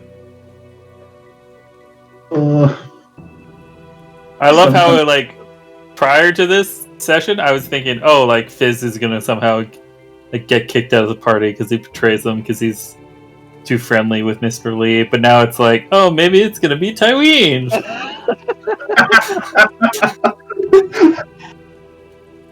We'll see. Tyween's got his own thing he's doing too. Go ahead. I'm sorry. No, I'd be surprised if he still gets kicked off. Yeah, I don't see it either. It's just Tyween puts his friendship in certain places, and it kind of stays. His opinions towards somebody kind of lock in, and they just kind of stay there. It's going to take something pretty major to change it. RJ, for the most part, is trying to keep everybody together. The dysfunctional family. How? It's really kind of beginning to take shape too. I think this session, last session, and probably next session, that trilogy has been this process of change with the group, and it's going to be very interesting to see how you guys come out the other side of it. Yep. Oh, James question. wants to scream. I can see it. I know. It's a good question. What did the ship think of when RJ kind of just jumped right into the water? Did what? RJ jumped right into the water without even second guessing. Yeah. Yeah, no, that was cool. Yep. I noticed that. Nithir noticed that. What Yeah. do the I ship was think- Go ahead. No, I was just gonna say I was gonna try and like inspire confidence on you for swimming, but you guys like went through things so fast. It's like, well, there's no more swim checks, so I guess that's useless. I'm just wondering if the ship thinks I'm thing right now suicidal. That's considering that I'm the one who's trying to keep them from getting too down. Yep. I mean, there's Maybe certainly an a air of little bit. respect for RJ upon the normal shipmates. That was good though. That was a good session. Yeah. I'm I typed surprised down most of it. Yeah, I could tell you're taking notes, which is good. You'll need them later, someday. Yeah. Surprised we didn't lose anybody this session actually. You I know, was Well- I was wailing on that thing. If it hadn't been for that rope, I think I would have been gone. that would have been real rough getting Fizz back out of that water. Oh, Especially Well- when I have -2 to strength. Yeah, So I'm probably drowning. yeah, that encounter had a lot of negatives stacked against you guys between the wetness of the deck, the unevenness of the deck, the wind, the rain, the waves. Like if you fell in, Hmm. that could have, because of how the teleport wound up rolling out and who saved and who didn't. That could have been a lot worse if like everyone hit the water. Well, that would have been pretty much TPK. Not necessarily, but it would have been bad. I can't swim, Navar. Like none of us can swim. Yep. There are We a are handful not of skills. waterbound. We're not water characters. Yep. No, and then what would you have done if we TPK'd right there, except for Nith? You wouldn't have necessarily TPK'd. We would have TPK'd. Everybody rolls up swashbucklers, and you're now crew members that have, you've been paying attention to a lot of what Nith has said, and you're really on board with that kind of life. Except Myth doesn't say. Certainly highlighted a number of skill deficits of the group. Like almost nobody has acrobatics except Fizz. I have acrobatics. Dex is high enough that it's all right. Is it though? I'd That have was a better- DC 18. Or- DC 18 is fucking high. No. Yeah, for third level or whatever we are. For third level, if you have 3 ranks and you're trained, that's a +7. So an average, a trained character has a 55% success rate chance on it. So an I'm untrained trained. character has around a 45 to a 40% success rate. I based it off of what you could and could not have as skills. For example, I know everybody basically had +4, except for Reggie, who has +2, and Fizz has +6. So even for your +4 people, the average roll is 10 plus your 4. So there was You still have to roll 14, Yep. which is So above there was- average. So there was a let's say like 6. So there was a 30% chance of failure or success, or 35, which is in the Pathfinder scaling considered a hard challenge. Really? Yes, a DC, a baseline moderate DC for you guys right now is 12 plus level, so 15. An easy DC is 10. A hard DC is 20. An extremely difficult DC is 25. Yeah. Based on your level. 5 sounds impossible, basically. No. I mean, What's some of your guys' higher skill ranks at right now? Technically, it's heal at 10. Okay. So Sure. 10. perform at 9. Right. So 9, 10. So you have to roll a 15 or higher for an extremely difficult. So there's a 25% chance of success. Yeah. So Seven. extremely difficult basically means 25% chance of success. Hard means 50. easy. No, but that's in the person's where they have the mods from their primary ability too. Agreed, but it's not So necessarily the based average, off specifically your group. It's based off I of don't- the general of what could be. At right? this Well, level. the average for a third level, if you have 3 ranks, third level trained, Is plus and 7, it's a class level of 7, Yep. right? assuming you don't have the ability mod. Right. Yep. And then you could have up to a plus 4, so 7 to 11 is a class skill bonus for somebody who's doing that thing. So hard. Yeah. I mean, if it wasn't for the fact that I was so scared of drowning, I would have probably run up the rigging, but my rope only goes 25 feet, and I don't think it would have In fact, made it up the mast. I even lowered the DC a little bit because No, it was good. It was good. the base DC for that acrobatics check should have been 12 plus your level 15, and then because of the waves and wind, they had skill modifiers to it, which would I think it would have it could have been like 22, Oof. but that's for a trained character. Then I looked at your guys' actual sheets and decided I need to balance it for you guys a little bit more specifically. Mhm. And it was still considered a hard skill check. That's just for the acro. That's just how the acrobatics was done. There was other stuff that is similarly balanced, and creatures are balanced entirely differently. But as far as skill checks and stuff, that's kind of the rough outline. Cool. Yeah, it was nice and balanced, actually. What felt. And like the will save on the teleport was 20. Yeah. And that was straight from the creature stat block. I didn't modify that at all. And that creature's encounter level was supposed to be a hard encounter. Hard. We had magic weapons, so it actually felt a bit easier than that.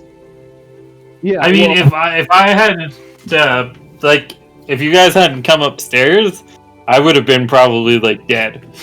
yeah, if he hadn't greased it and knocked it down, and if it hadn't fallen down because it had to deal with the difficulty of the deck problems too. Yeah. It could have gone a lot differently, especially if the teleport went differently as well. Yep. And then yeah, Nithirn correctly identify. Well, I guess you just by default use your magical weapon at this point. But by having that magical weapon, you overcame its DR 15 to anything but +1 magical weapons. Yep. Mhm. The base creature stat block had 10 DR magic, and it also had 5 natural armor, which got converted into the DR magic. Which is the same way the other skeletons and stuff were working, but their base DR was DR like 5 versus slashing instead of versus magic. And then they had their natural armor, which converted, which was like 2 or 3. But that was a CR 5 creature. So for the 4 of you, it was a little bit more than moderate, a hard challenge. Mhm. Did we level up? Tell us we leveled up. Yes, that is something also I have to tell you all. Be level 4 by next week. But, Level 4. or Inevitably, there will be a moment when you level up, but statistically, you may as well go ahead and get it done before next week and have it ready and implement it all as well. I'm happy. 4 is a good. 4 It's a good one for you. Yes, I finally get my level 2 spells. I just can punch anything. Halloween gets magic too. He figures out what magic is. Maybe he won't hate it so much. Finally, he cuts himself enough. What you think, Tony? You gonna like magic now? Yeah, I now have 2 spells. And they're Oh, both keep treated full. as they're both treated as level 4 casters Yep. spells. Get ready for things to bleed. I have a key pool I could burn for an extra punch. That's my only thing I can Alright, burn key on right stream. now. Gonna go ahead Extra and punches are always shift good. Yep. on over Flurry of blows. Boom, boom, boom. 3 of them. to the end screen. Thank you for watching. Thank you for following and Get liking. ready for and all that Tywin and jazz. other things to bleed. And we will see you tomorrow morning for some more RPG.